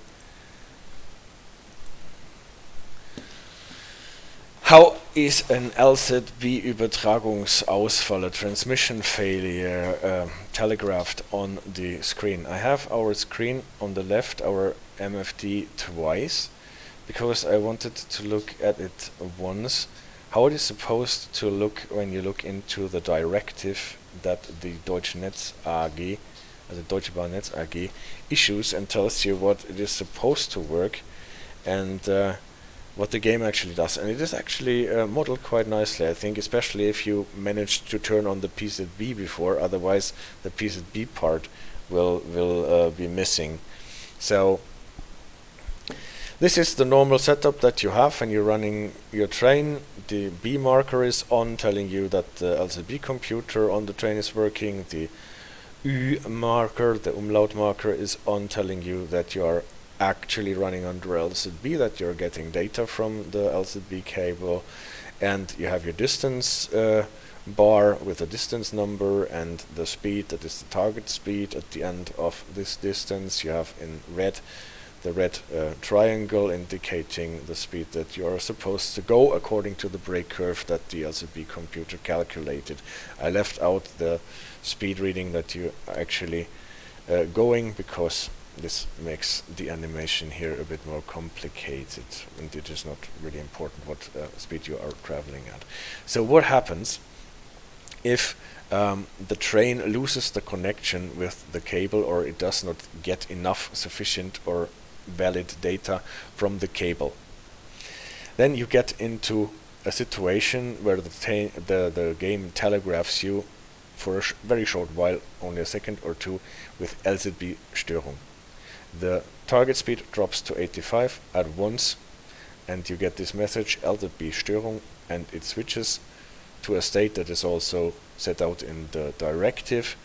The U indicator starts flashing, goes from solid steady lighting to flashing, and you get this LZB Übertragungsausfall, meaning transmission failure, and you're supposed to hit the release key, Freitaste. And the speed that you are supposed to be traveling at to go to this 85 is constantly dropping, going down. So if you hit the Freitaste, and you hit it for the first time, because later on you will hit it the second time, then the display changes like this. It is still telegraphed that you are in an LZB Übertragungsausfall. You have to slow down below 85 kilometers. That's what this number here already told you, and that you should obey signals and the timetable. Signale und Fahrplan beachten. And then the speed goes down. Actually, the train breaks you down, whether you're using AFB or not. Well, I have always been using the AFB. I think it does it without the AFB as well. And you get slowed down using the brakes. As soon as you go below the 85, this is why I put the 80 here. As soon as you go below the 85, you get this marker, the flashing 85 that you know from the PZB system. It is flashing, telling you that now you are under the 85. And then you have to hit the Freitaste a second time without the train telling you. That is the release key again. You hit it a second time as soon as you are under the 85, and then actually you are released from LZB. The U indicator is off, and you will get this reading here. Why am I not getting this on the other side? I don't know, it will come later. So this is what the Richtlinie tells you. Now the 85 is solid. You get the PZB telling you that now you are under PZB control. This is why they put you under 80. 80 is the typical speed that you have to achieve as a PZB O train as soon as you get the 1000 Hertz monitoring. So they put you into a situation that you would be in when you get 1000 Hertz monitoring. And then from that you have to slow down further if the signal or the timetable indicates, or you can accelerate again if the signals and the timetable allow. After a while the 1000 Hertz ends if you traveled far enough, and then the Geschwindigkeitsüberwachung, the speed control, also ends, and then you just go on as a normal PZB O train. In the game it is a bit different. This is why I put it like this. If you play the scenario without turning the PZB on, then you will end up again without LZB and without PZB control at all, and then you would have, we had this by law, be required to drop below 50 to go on. If we actually, like we did, manage to get the PZB running, then we will in the game also drop to the 85 with PZB on and be a PZB train. Then what we don't get in the train is the 1000 Hertz monitoring and the speed control of 85 for a couple of 100 meters. Maybe we are actually in the game already out of this, but I haven't seen that yet. Next thing, what is nice to know, the AFB, I told you already in the other scenario, every time you go out of LZB, the AFB will not work anymore. You will have to set it to 0 and then to the target speed to make it working again, and the throttle will get into a traction lock because the train applied brakes to slow down to the 85, so the throttle will be locked. You have to set it to 0 and then to the target value to make it work again. That's that. And now we look at it, how it works and looks in the game.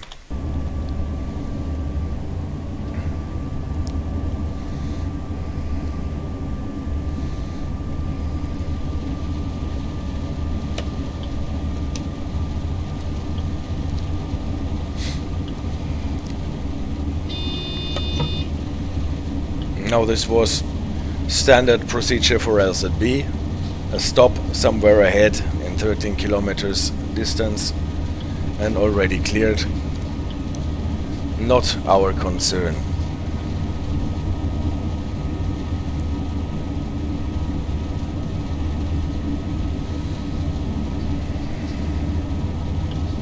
So if we didn't know that something strange is happening,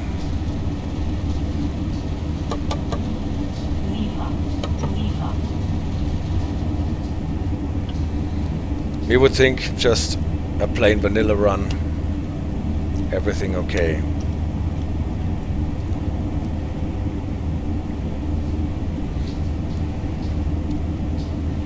And all we need to do is to supervise the LZB and the AFB. Oh,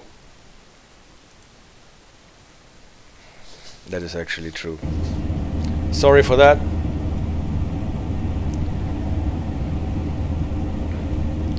It's actually more fun watching me drive with the presentation out of the way. But you did not miss anything that you did not already know.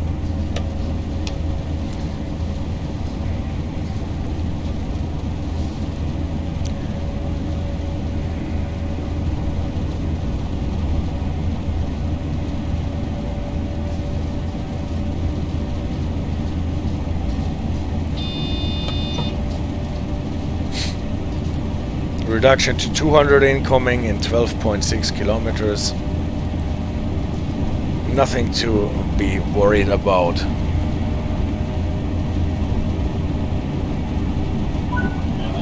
And now you can see it. LZB Störung. Freitaste bestätigen. As soon as I do it,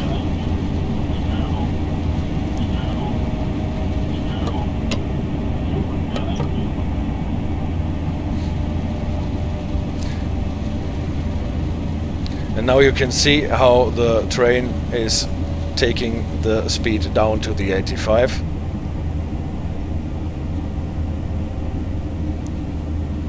It's sometimes a bit tricky if you have those boxes with the in-game messages, because those sometimes make the game not listening to your keyboard inputs. You can see that the speed is dropping. I hit the Freitaste once, so that we are in the situation that we are in now. We know that as soon as we are below the 85 marker starts flashing, and then I have to hit the Freitaste a second time.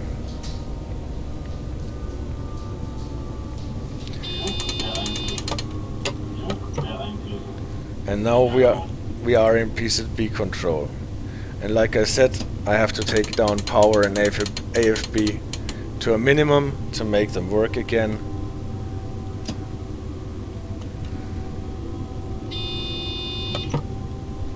Okay.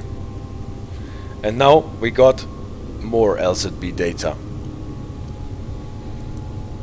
Okay. We think that was much ado about nothing. Just a short Übertragungsausfall.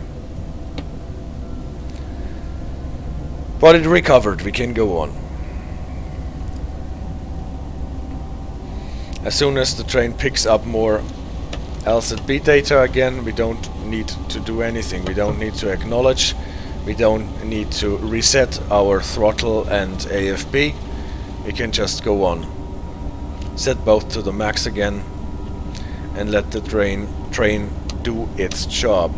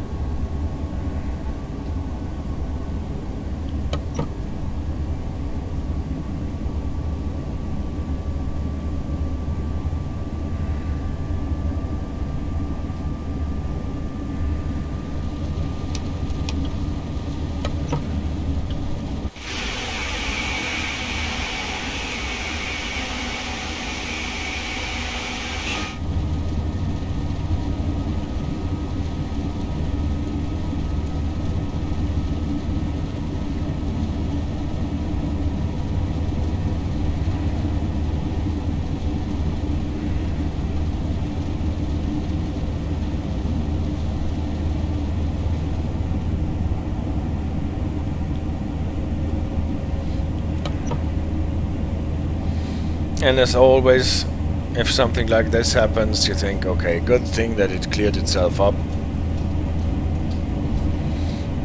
I think in real life you would be required to report this incident. Don't know if you would have to call your signaler at once or your dispatcher, or if you could just write it into your report at the end of the day.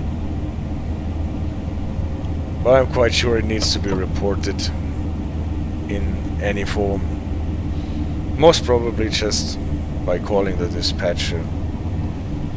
Because we are not the only train running on this on this LZB line, so probably this is an interesting information for the others too.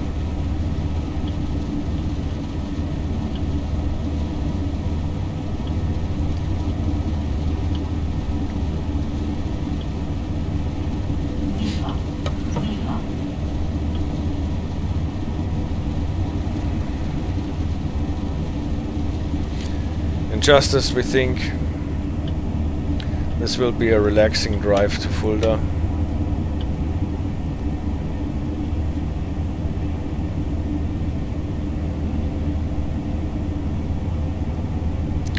Life happens again. Although I have to admit I do not actually know, I don't remember when it happens again.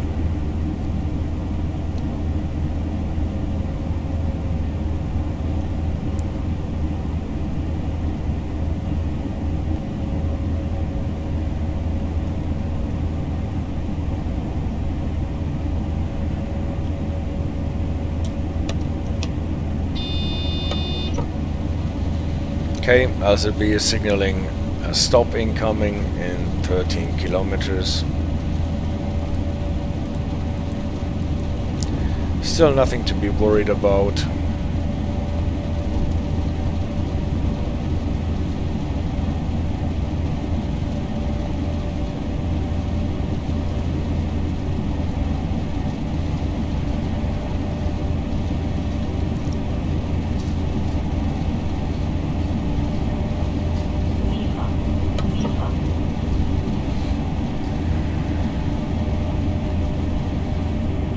Now the other dog is starting to nudge me as well. You still have to wait a bit.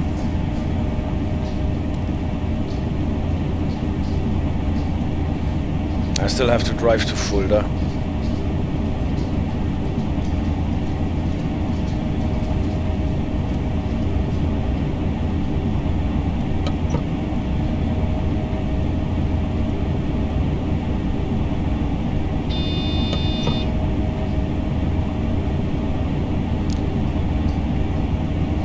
Limit of 100 incoming in 12 kilometers, okay. Fine with me, and will clear up anyway.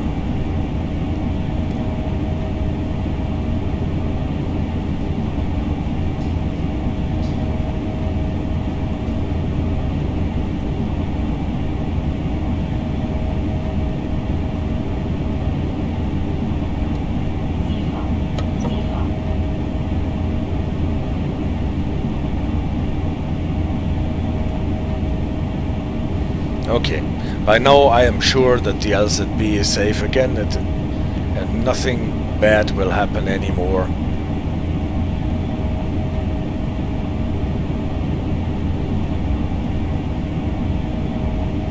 And I can already make plans for what I do when I finally arrive at Fulda and I'm done with my work.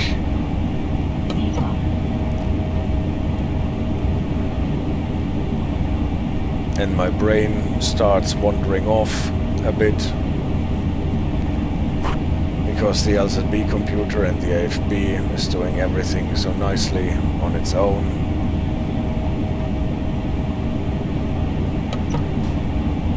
Even slowing down to the 100. I can't be bothered to turn on the wipers a bit. And then another Übertragungsausfall. How annoying.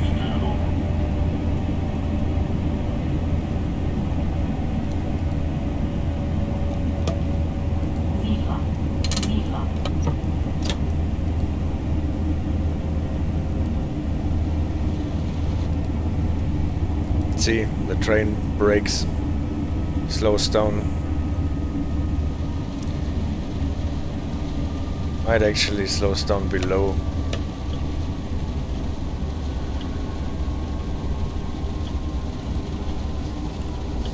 So we can have it at 80. That is okay.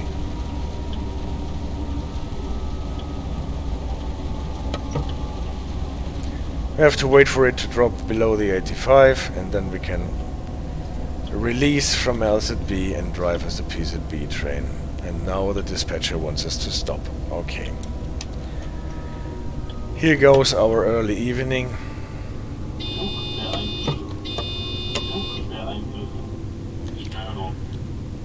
Second time.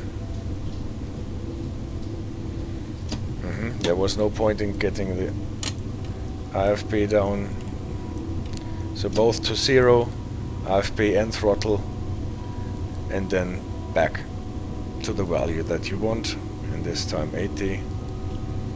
But since we are out, 2.6 to Kirchheim, no monitoring, we can actually go a bit faster, still respecting PZB O rules. But 2.2 kilometers, there's most probably no point in going faster. Because we will have to go on a siding anyway. Let's look into the Fahrplan. What is the speed for the siding? It's 100. Okay. Then let's stick to 100 right away.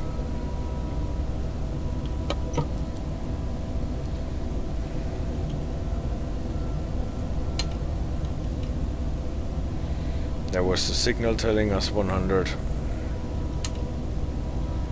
There's another signal telling us 100 even in the next Weichenbereich. Okay. We have to stop in 800 meters anyway, so there's no point in going faster.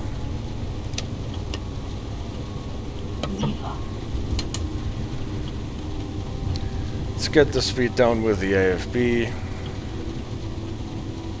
Since this is not enough, let's apply some brakes.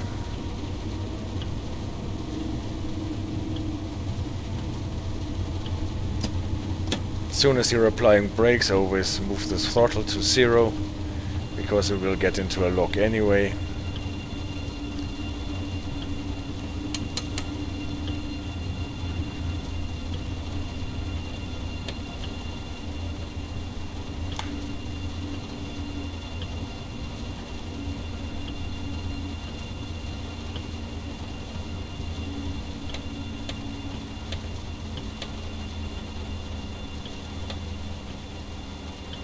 Sifa.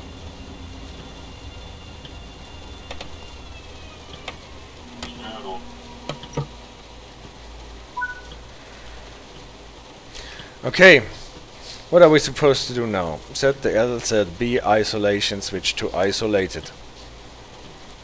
We turn off the LZB system because it is faulty. Since we have already turned on the PZB, I think the game wants you to turn it on at this point now. So we would not have it as a fallback system for the time before. That's why I turned it on after starting. Now we are... Well, that was not a good idea to put it into Notbremsung. Sometimes I'm a bit clumsy. But we can release. Not a big deal.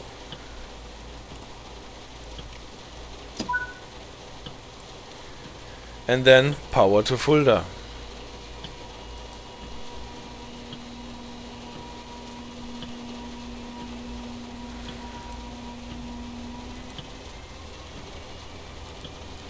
For some reason or other, we don't get a starting program here, even though we are starting with the PZB.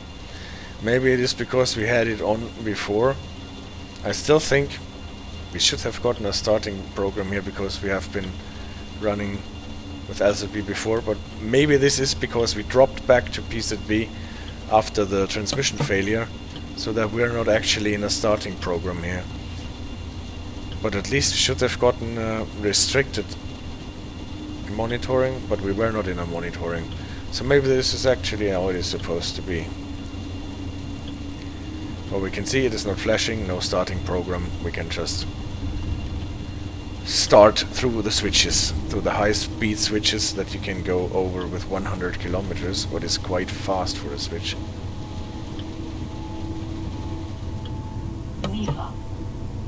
But even there are switches where you can go over with much higher speeds. So maybe it does not actually qualify as a high-speed switch, to be honest.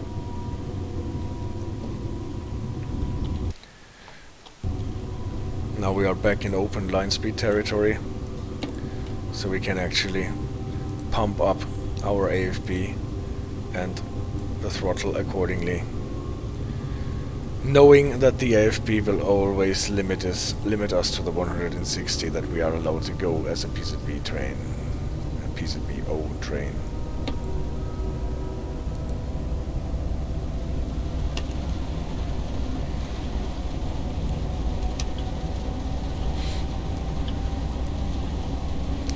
And so we have to go the last 34 kilometers as a PZB O train limited to 160.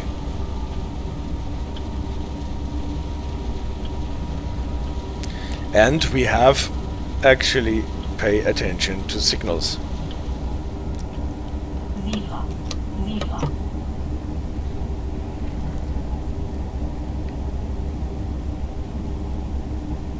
Always keeping in mind, if we actually get a monitoring from the PZB, we have to slow down to 80 quite fast.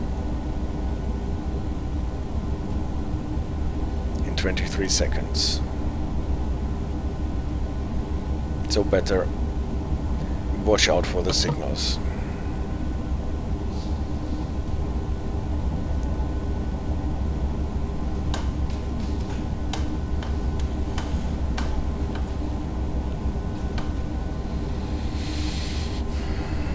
Do we have any speed restrictions from the Fahrplan? No, none that concern us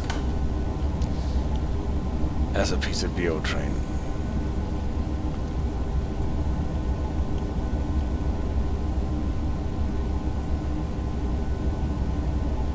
Sifa. Sifa.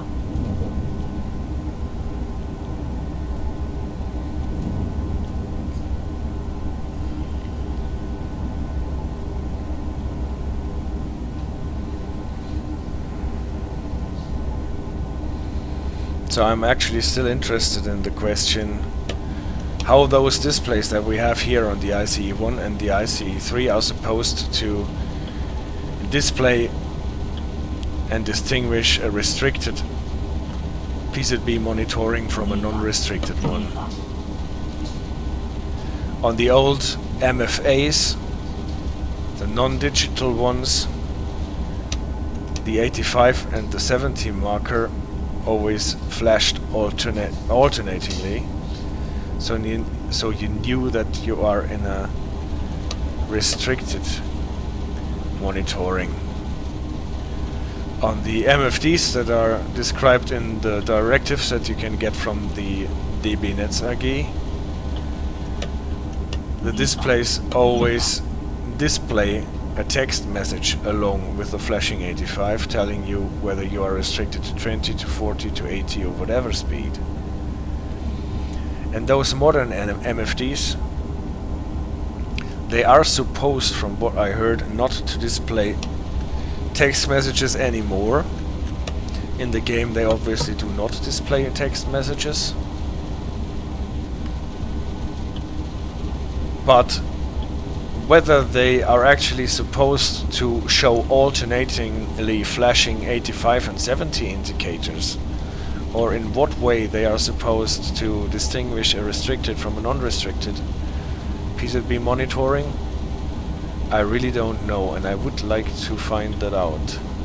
And in Susi, the Zug simulator, it appears to be simulated in a way that you actually have again an 85 and 70 indicator alternatingly flashing on your MFD, just like on the old MFAs.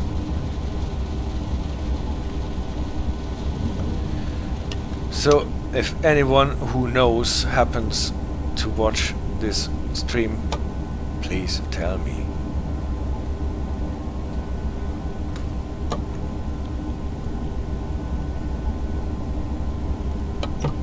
How are you doing, AJ? Are you still awake?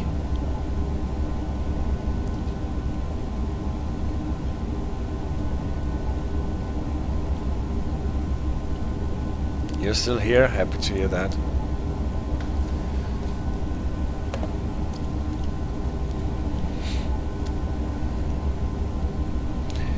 We're 2 hours 14 or 15 even in the stream. Well, it's 23 kilometers to Fulda with 160 kilometers. This won't be so long anymore.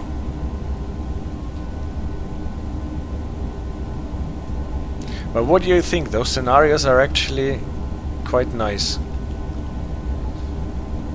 And I like that they show you stuff in the scenarios that is a bit out of the ordinary. Always wanted to have some failures, engine failures, safety system failures, other kind of failures. Don't know if this is a license thing actually. That the railway companies that allow Dovetail games to use their logos and trains and stuff don't want the trains to have failures.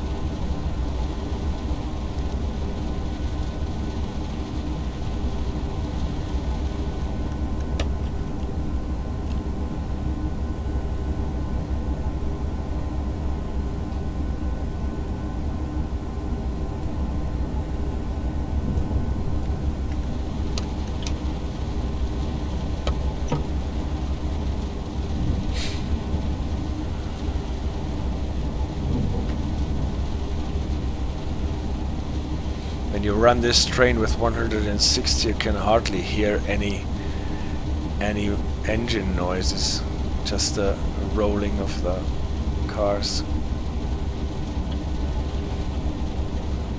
It only needs to apply minimal propulsion to keep it at 160.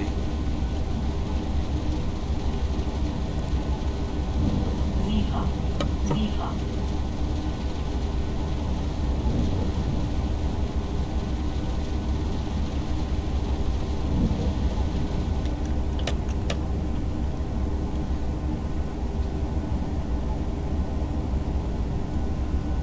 Always check the Fahrplan, whether there are incoming speed restrictions. No.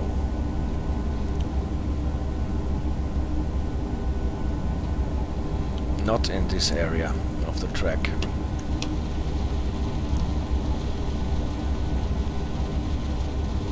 Sifa. Sifa.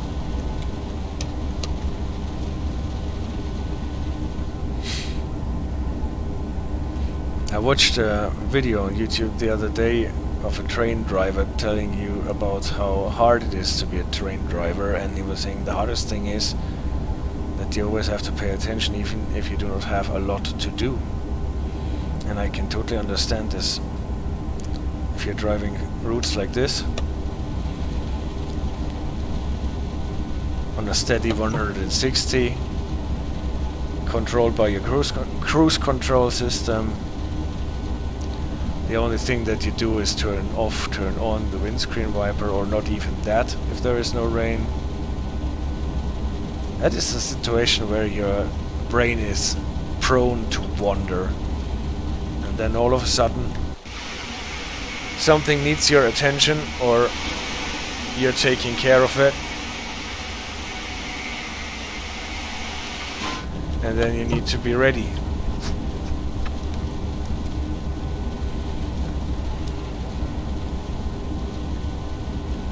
Now we have the glitch again. Yeah, it's visible again, our speed.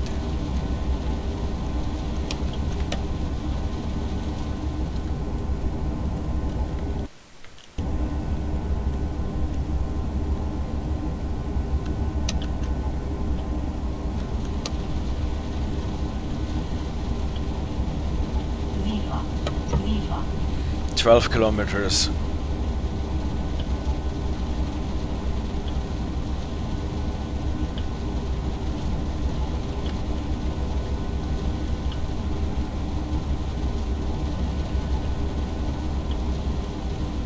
Still no reduction in speed limit incoming, according to the Fahrplan.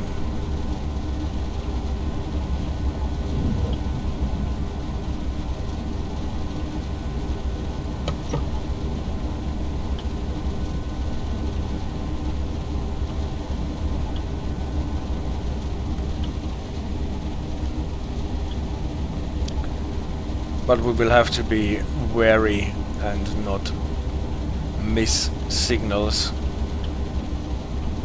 even more at this point when we are closing in to our target station.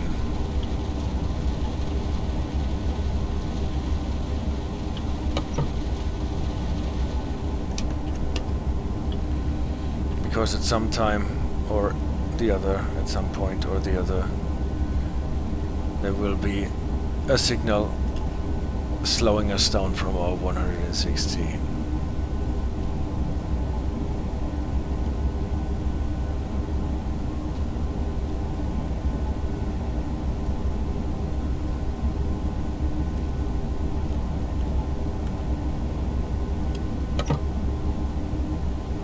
And the question always is, do you slow down expecting the signal to come along, or do you still go on? Okay, now we can see the reduction to 100 incoming in 7.5 kilometers.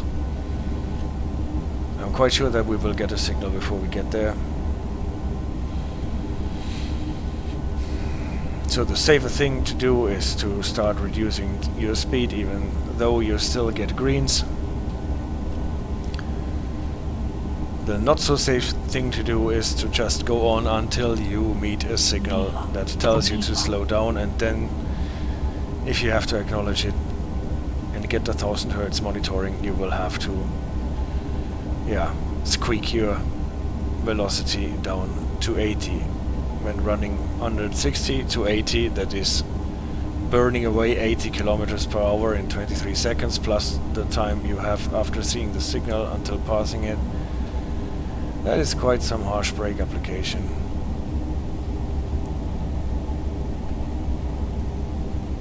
Sifa.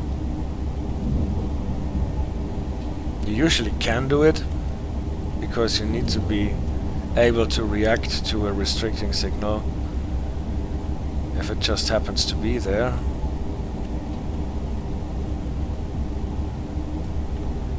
But preferably you might want not to do that.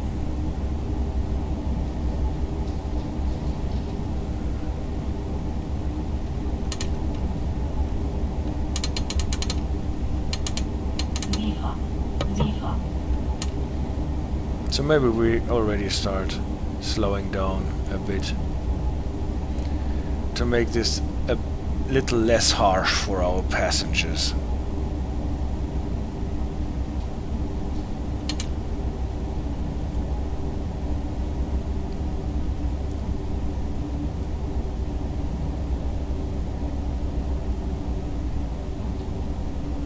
Next thing, if it is an 80 reduction, being below the 95 before we get there,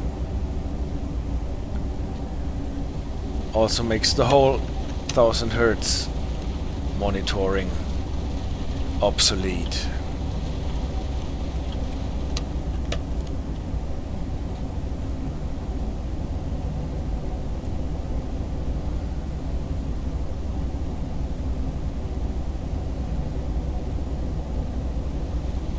So here we get a 80 reduction.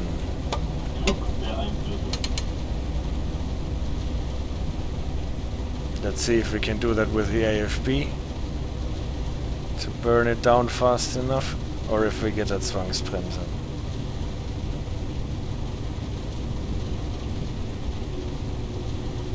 That was just enough.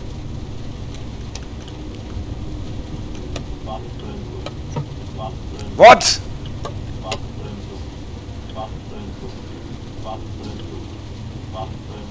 Was it not enough? Oh, I have to rewatch this on my own stream. I thought this was enough.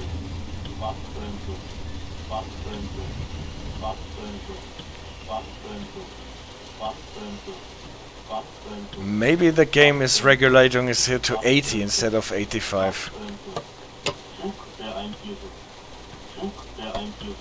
This is interesting, I have to rewatch that.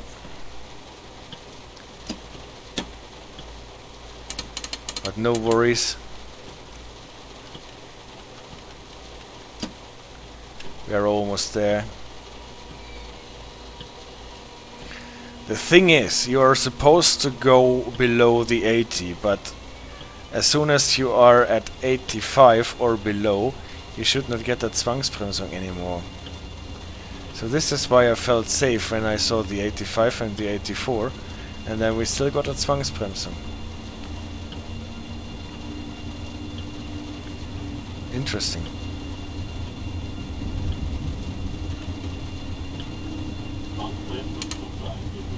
Oh. That was my sloppy driving now, because next thing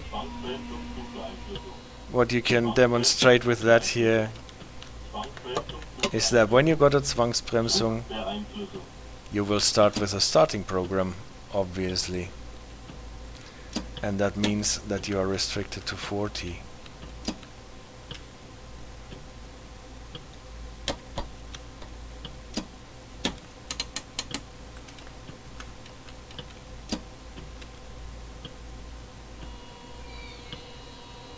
Yeah, you see the 85 is flashing. Now it is a restricted one. And still the display is not telling you that you are in a restricted one. You should know it because you know that you stopped, and every time you stopped, your restriction will be, or your monitoring will be a restricted one. But still, somehow the train should tell you that you are in a restricted. You could release, you don't want to release because the next monitoring, the next 1000 Hertz is incoming.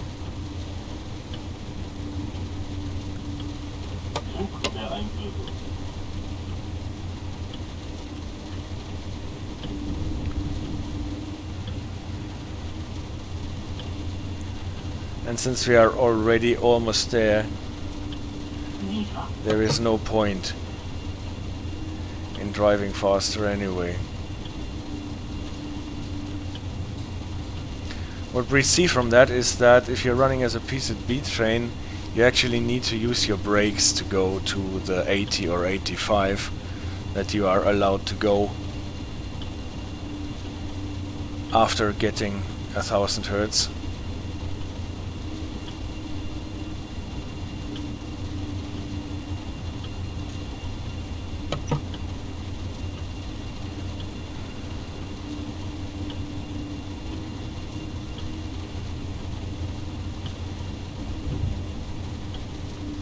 But this is really interesting, if the Zwangsbremsung is initiated when you're faster than 80 here.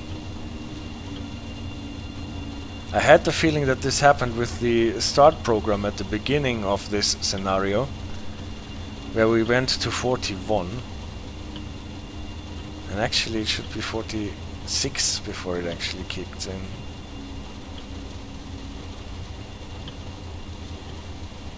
Again, the platform roof that makes the signal invisible.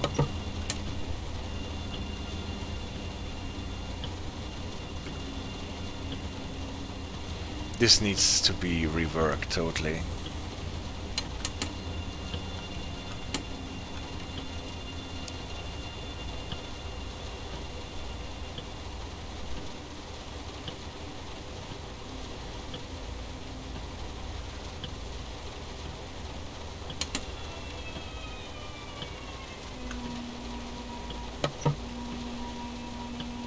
So let's see if we can get this train here to stop on the marker. No, we're too short.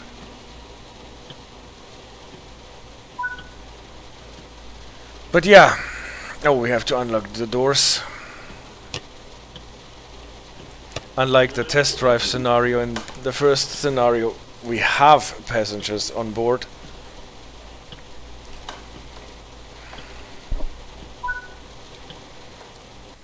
And now the scenario is finished.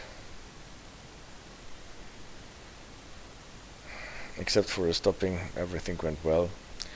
Yeah, the Zwangsbremsung at the end was a bit of a calculated risk, because I wanted to see if it is enough to bring the speed down with the AFB alone. I would not recommend this. The AFB is not fast enough to do that, so you would have to apply brakes to go to your 80. And I will still have to check out if this is legit, that they give you a Zwangsbremsung when you are at 84. Or if there was something else that I missed. Thank you for watching. I think those are two very nice scenarios to play, especially the first one with the icebreaker if you pimp it up again. Thank you for staying with me. Take care and have a good night. Thanks AJ for moderating in the end and staying awake. Bye bye.